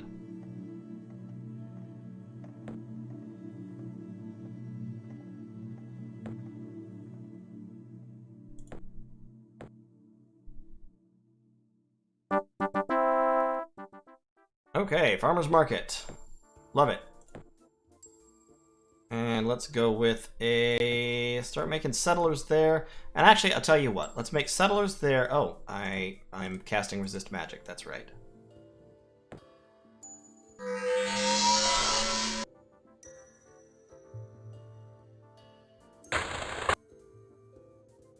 See, if you run away too much, you just die. There's no city up here, is there? No? Good.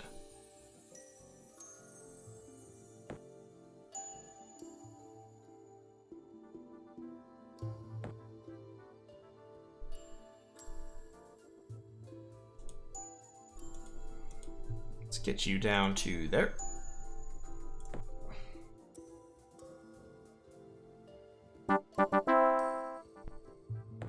Oh, here comes Tauron again. Let's have you make me a couple of engineers.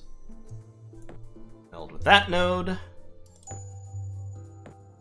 here comes Jafar's waves of Nagas, but that is going to be the end of the stream for tonight. Damn, 59 viewers all the way to the end. I really appreciate y'all. You know that?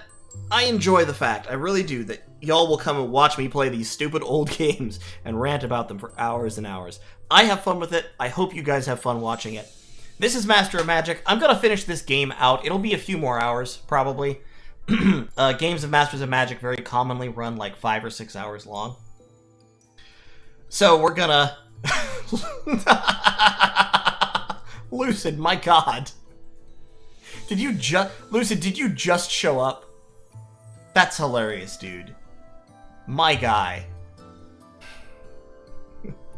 Hey, but look, Lucid, honestly, my coming back to this was inspired by the streams that you've been doing lately with the Death Trolls. So I appreciate you, dude. You're doing God's work out there. You're having fun with it, and you are learning, and that's what's important.